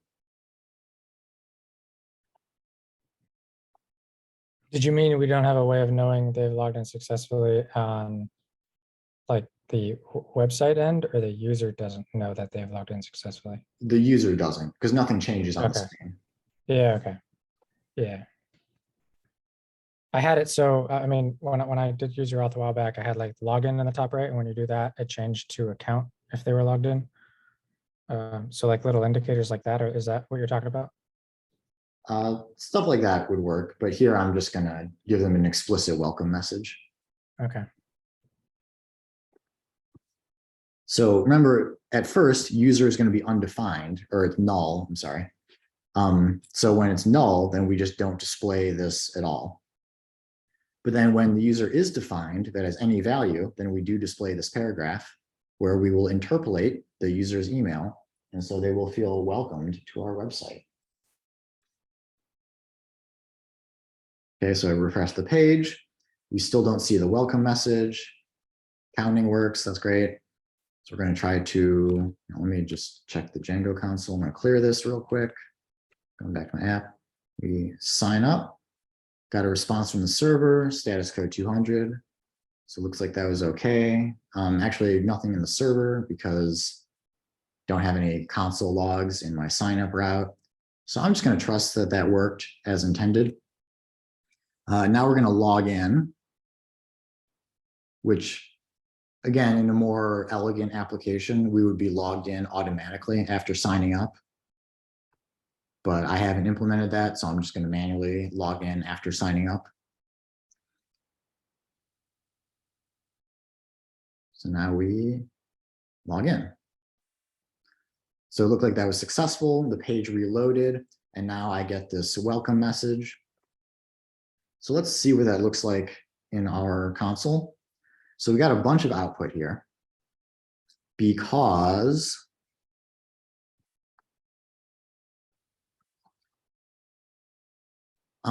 at the top of this view handler, we're logging the request, and then this other thing, request.under_request. So I'm just going to look at the first one here, just the request object. So if you look at this, this should look pretty familiar, but it's actually not exactly the same. So we don't see request.get, but there's request.queryParams, and there's no request.body. Instead, there's request.data. A lot of things are the same though. Like there's still request.user, request.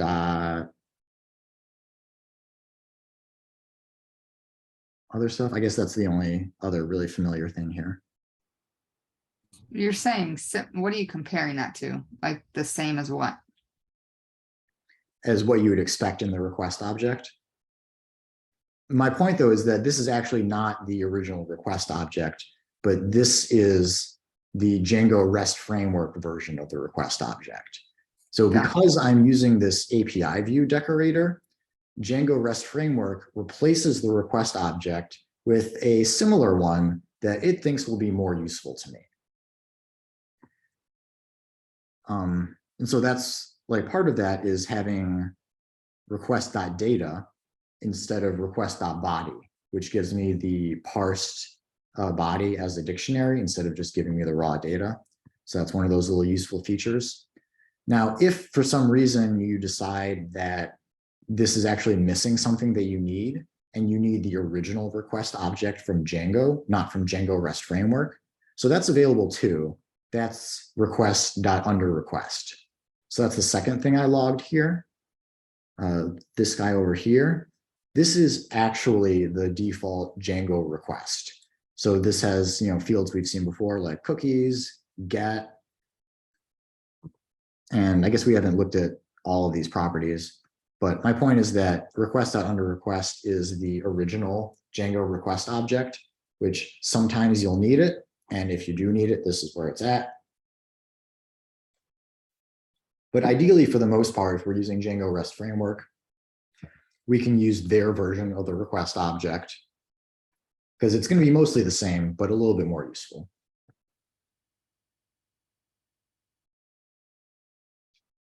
All right, but then so it takes our email and our password, authenticates us. Looks like we were able to successfully find a user, and that's their hash in the database.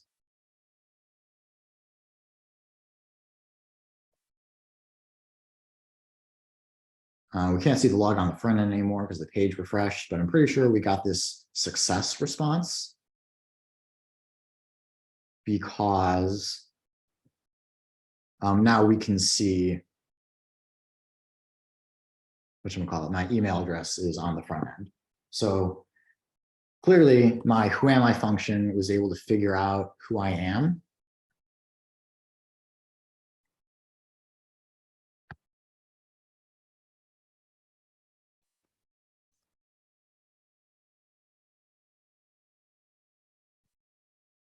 So let's just see that. So I load the page, who am I runs because it's in a use effect. And this is what it retrieves for me. Why don't actually take a look at the raw data.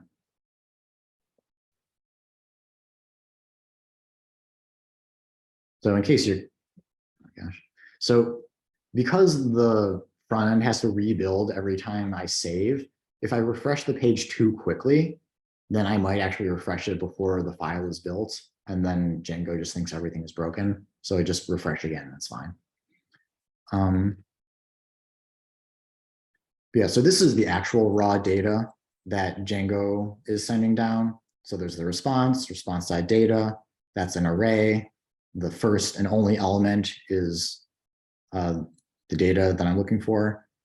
It tells me which model it's from. It's from the app user model. And then the fields has the actual data that I was looking for, the actual user information. And so I'm just picking that data out. I'm trying to be very cautious about it because these double ampersands guarantee that it's not going to throw an error. If this doesn't exist, it's going to short circuit and just use the value of undefined for user.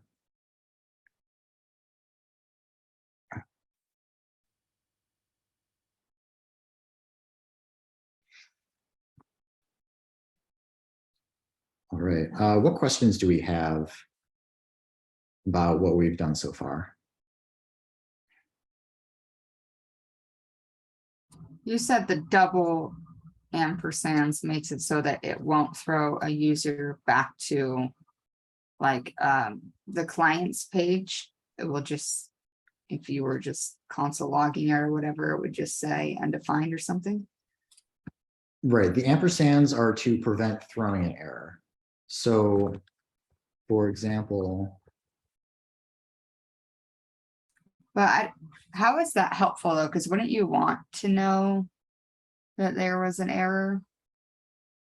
I mean, it's not exactly like in this case, I don't want to throw an error. I just want user to be the user object if they exist, or I want it to be undefined if they don't exist. And so this one line of code will do either of those things in the correct situation. Okay. What doesn't work though is just this line of code here on line 39, because in this case, if response.data is undefined, then this will throw an error trying to access response.data 0.fields. Excuse me. And then we would never actually set the user. And so it wouldn't get updated. It would just have the previous value of user. So with these ampersands, what that does is that if response.data is undefined, then it just immediately stops evaluating the rest of this expression. It doesn't even look at what this is. So there's no way to throw an error on it. And it just immediately assigns undefined to user.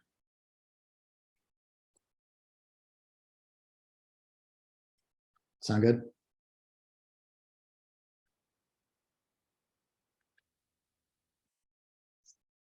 I guess so. All right.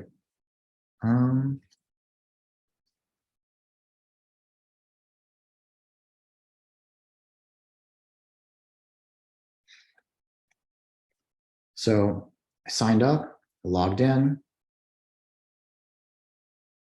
The front end is aware of my logged in user through the who am I route and being able to assign to state, render that into my front end. One last thing I want to do now is log out. So I'm just going to click this log out button and it doesn't work. What is going wrong? Can someone help me out here? What do we think is my problem? Or how can I investigate this? Well, it says it's forbidden, so isn't it more than likely just a cookie problem? Very likely. So I'm going to open up this error message here. Request failed with status code 403. So that's something related to authentication. Probably tell me axios error. This is not super informative. Here we go. So I look in the response data.detail. This is automatically generated by Django. CSRF failed, CSRF token missing.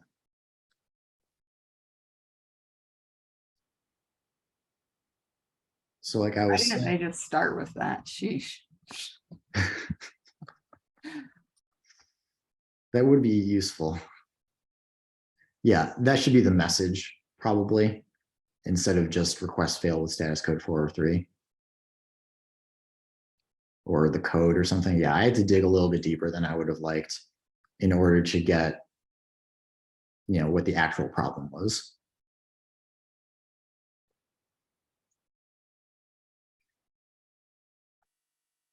All right, so let's go to the views.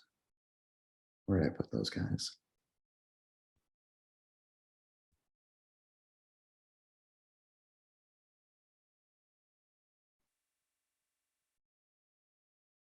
Yeah, because remember, our logout route takes post requests.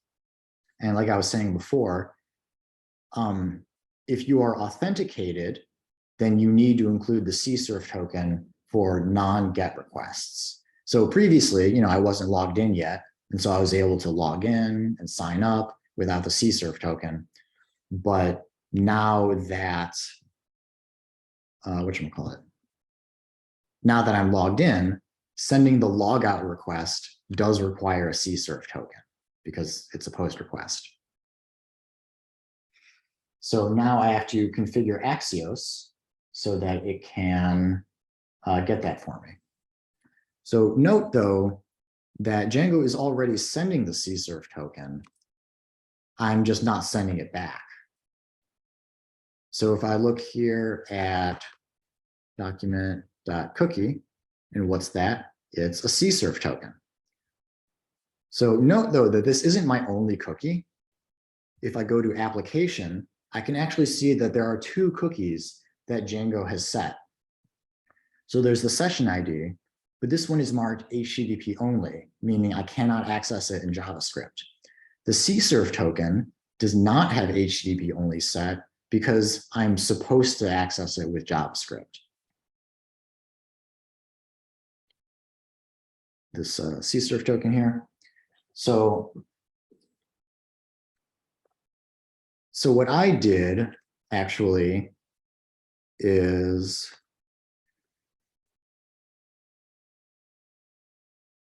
let me grab that. So I wrote a function that will look at the cookie. So you get document.cookie. You split it on semicolon because that separates multiple cookies. And then for each of the individual cookies, you separate them on an equal sign because that's what separates the keys from the values. And if the key is CSRF token, then that's the cookie we want. And then we're going to grab the value from it, which is just the second value from there. So this is a little function that I wrote to grab the CSRF token from the cookie. And then the next thing you need to do. Can you copy and paste that again? Pardon? Can you copy and paste that again since we don't have it and you're going to be moving on? You won't need to, and I'll show you why in a second. Well, okay, whatever. I'll put it in Slack anyway, but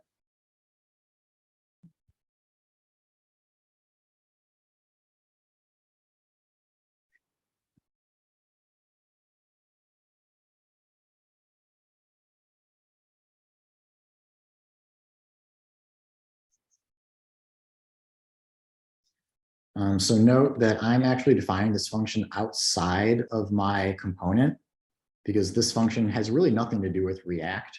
It's just parsing strings. So yeah, this function is not inside of the app component.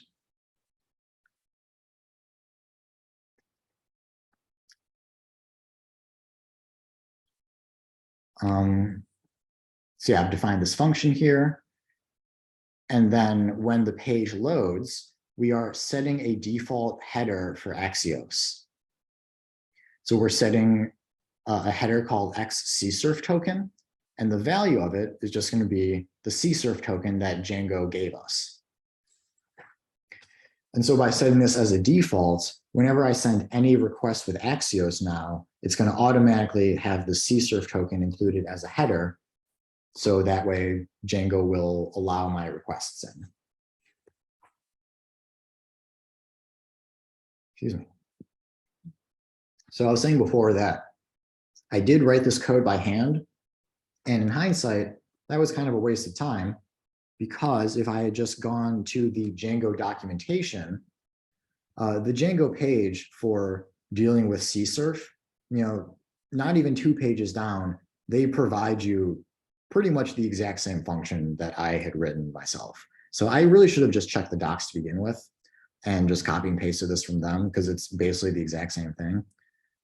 This function is actually even better because it parameterizes the cookie name. So it can grab any cookie and you pass in CSRF token. Mine is more special purpose. It will only grab the CSRF token. That's all it does. So that was why I was saying you don't need to copy it from me because you can get a perfectly valid function from the docs that will find the CSRF token for you.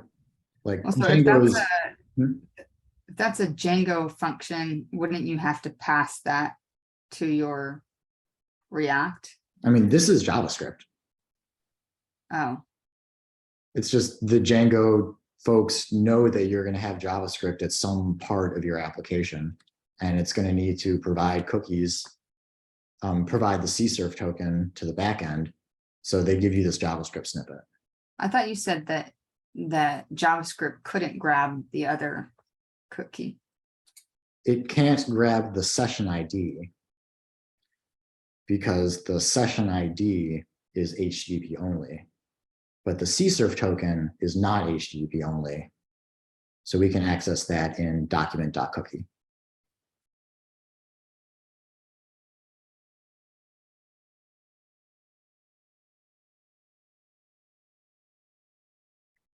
That sound good? Any other questions I can answer for you?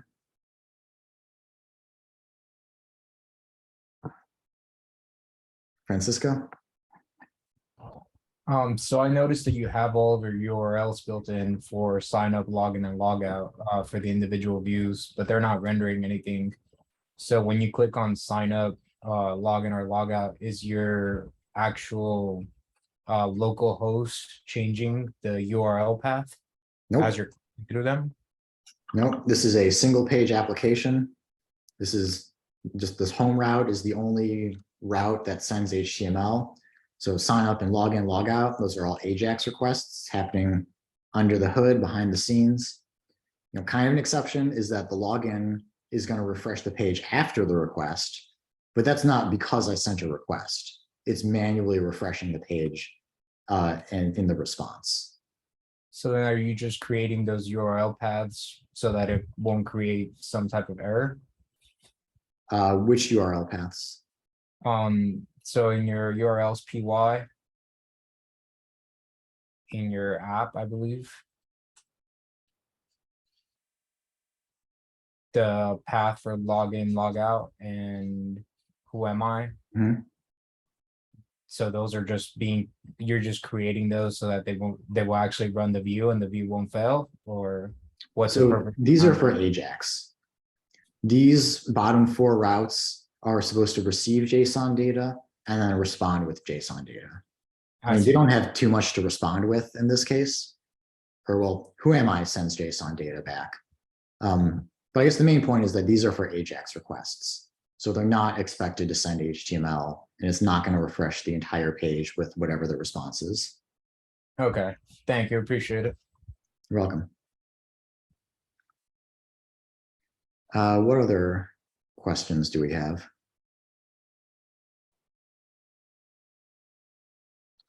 Sorry, we're almost done, so you'll get your break shortly.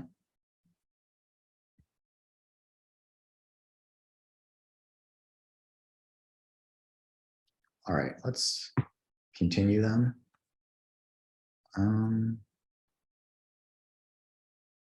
So my app.jsx now on page load, it's grabbing the CSRF token and assigning it to a header.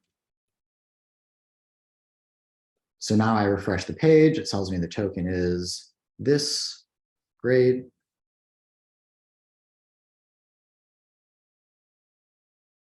So now I'm going to log out. So it sent the logout request. And you can see in the request headers is, where is it? X CSRF token. This is my CSRF token that was in the cookie. So this is because I'm sending this up to Django. This is how Django knows that this is a legitimate request and it's not like someone trying to hack my account. Now, if you're paying attention, you might have noticed that the CSRF token is also transmitted in the cookie because, you know, the server set the cookie. Where is that? Is that in the response headers? Yeah, so this, well, this is the session ID, but anyways, the server set the cookie.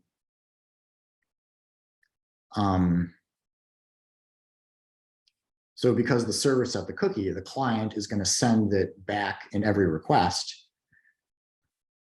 So even without setting this header, Django does receive the CSRF token. But because the CSRF token is included automatically in the cookie, Django ignores it.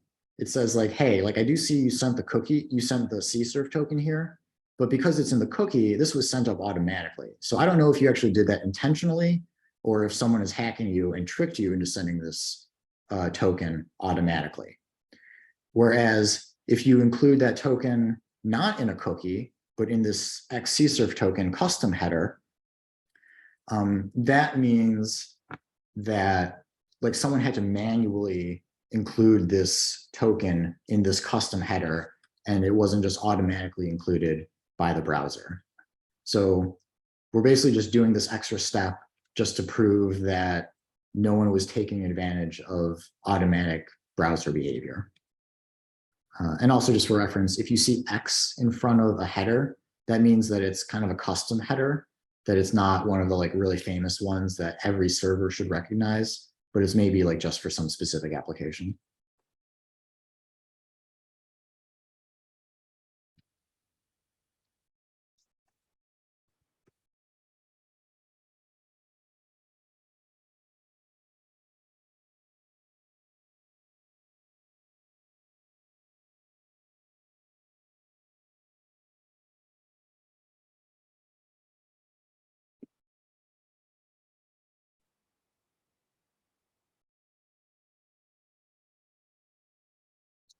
All right, so since we are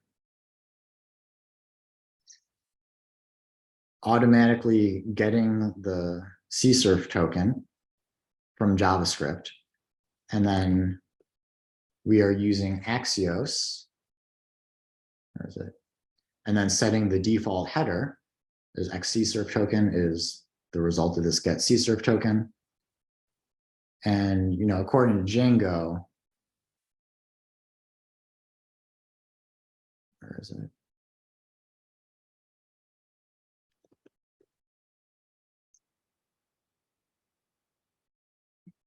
Yeah, so according to Django, that's what they're expecting the header to be called, xcsrf token. I didn't make that up. That's just what Django says it's looking for. You can customize it, but I just kept it at the default value. And then we saw in our browser that in the request, we are sending it in this xcsrf token header. So that's great, exactly what we expect. And our server doesn't have anything to say about the tokens because it got what it was expecting. And so it does what it was supposed to do.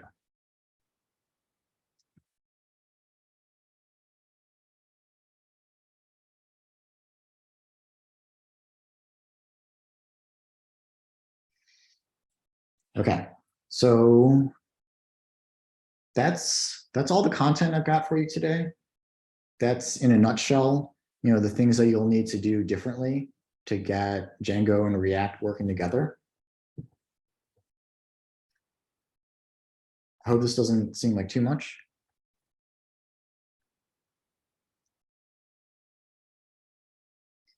I think in part, Django is a big opinionated framework. React is an opinionated framework.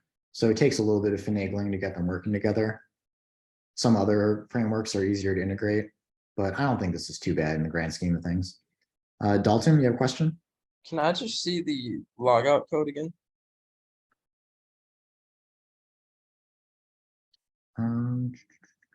For the front end or the back end? For the front end. Pretty So, simple. so you're calling the get cookies just like as soon as the page loads, so it already has the CSRF token available at all times. Yep. As soon as the page loads, before anything happens with my React component, we are defining this function and we're calling it immediately to grab the CSRF token and then set that as a default header for Axios. Oh, okay. So now for the rest of the duration of this page, the Axios sends any requests, they're going to have this header included. And because it's a one-page application, like if you had a different route, it's always going to have that CSRF token, or would you have to call that every single time you go to a new link? Yeah, because this is a single page application, I'm not going to reload the page after logging in. Every request is going to be set up to include the CSRF token. And if I did have multiple pages, I would just have to make sure that, this use effect always runs when the page loads. So like if you import link and you go to a new link, is that not considered reloading the page at all, or? You're talking about using the React router link? Yeah. Correct. That does not reload the page. Okay. So the React router link is aware that it exists in a single page application, and it's just going to change the URL, the part that's after the hash, and it's going to swap out your components, but it doesn't actually refresh the page. Cool. Very cool. Thank you. You're welcome.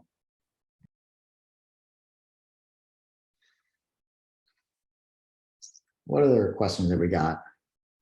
Got like 20 minutes before lunch, and I'm Sure people are kind of fuzzy on parts of this.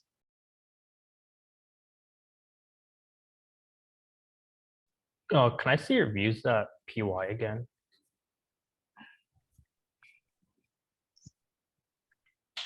And then scroll down a little bit.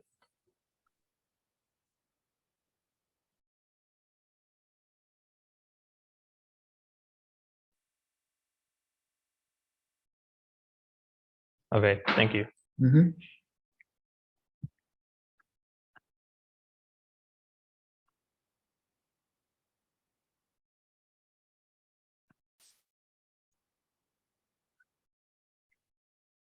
All right, any other questions? Actually, I got another question. Let's hear it. So you know how you said with your API view decorator, you can put like multiple things. So that I would imagine if you had like API view, like get/post or comma post, you would just have to do it again where you put like if request.method equals get do this, if request.method is post do this. Yeah, that's correct. Okay. I honestly don't like that very much. If I had one URL that accepts both get and post requests, I would really prefer to write two separate functions to handle that. And that's how most web frameworks I've used work. Django, for some reason, does not work that way. You can't define two functions that have the same name. So if this URL has to handle both get and post, I have to handle that in one function. I mean, I guess I could have this one function that calls two other functions, but that maybe gets even a little weirder.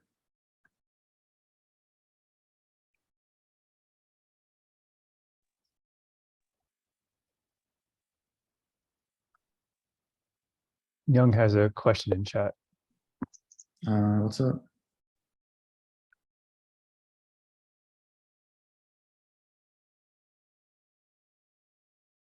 Oh, I just wanted to ask if, like, since we know how to use React and Django, so React basically handles all of the rendering and routes, so we shouldn't make any templates in Django anymore, while Django is kind of used like as like an API. So you have the right idea. The only thing that I would want to clarify there is, where did I just put these guys? So all of these are routes, I would say. Because I know you meant like, oh, hang on, let me look your comment again. So React is definitely handling all of the rendering, and React is going to handle the client-side routing. So how we like swap out the components based on the URL, but there still are server-side routes. So our API with Django, like these are our server-side routes. But overall, yeah, I'd say you've got the right idea. I guess my question was that would you ever make a route that would render out like a template in Django anymore? Probably not. Okay, that was my question. So is it better for us to have the base homepage route just linked to the index.html and React, and then have a /API route with /signup/login, all that stuff in our Django? That way it's it's not built off of the homepage that we would be rendering off of in React. You know what I mean? I mean, how do you mean it's built off of the homepage?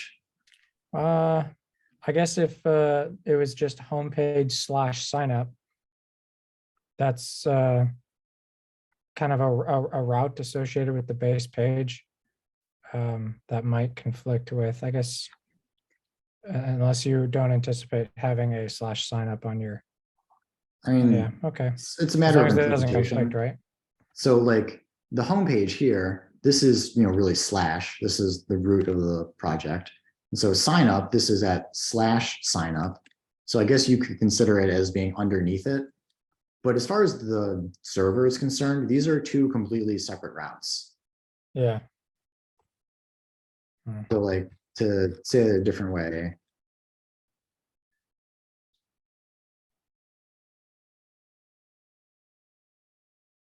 like if I was to build these 3 routes, there's nothing inherently connecting them. Just because they're all starting with foo and these 2 start with foo/bar, they're just 3 independent routes with just 3 different URLs. There's really nothing that ties them together. Okay. Fair enough. Mhm.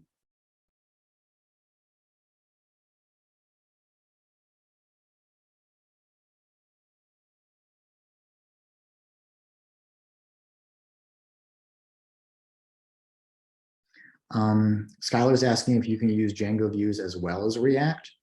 So I think I actually mentioned this in the previous lecture about server-side templating, that server-side rendering versus client-side rendering is not necessarily an either-or decision. You can potentially use both. And there are different ways to do that, different reasons for doing that. So one scheme that I've seen that I kind of like is you have a traditional server rendered pages for the sign up and login forms. And so those would just render Django templates. And then once the user logs in, then you send them the single page application. So the single page application can just assume the user is logged in for every page. And if not, it just redirects them back to the Django template for the login page. So if you want like that kind of a flow, it might make sense to have a couple of Django templates and then the rest of your routes, the rest of your pages be client side. But you probably wouldn't just like mix templates and server and client side rendering like willy-nilly. There would be some reason why you're using one over the other for different pages.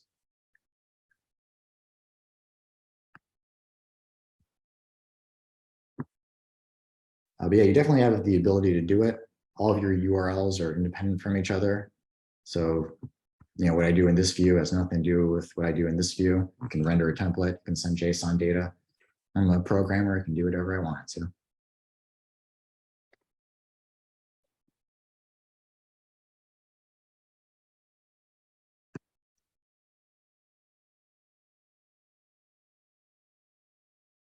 All right, any other questions?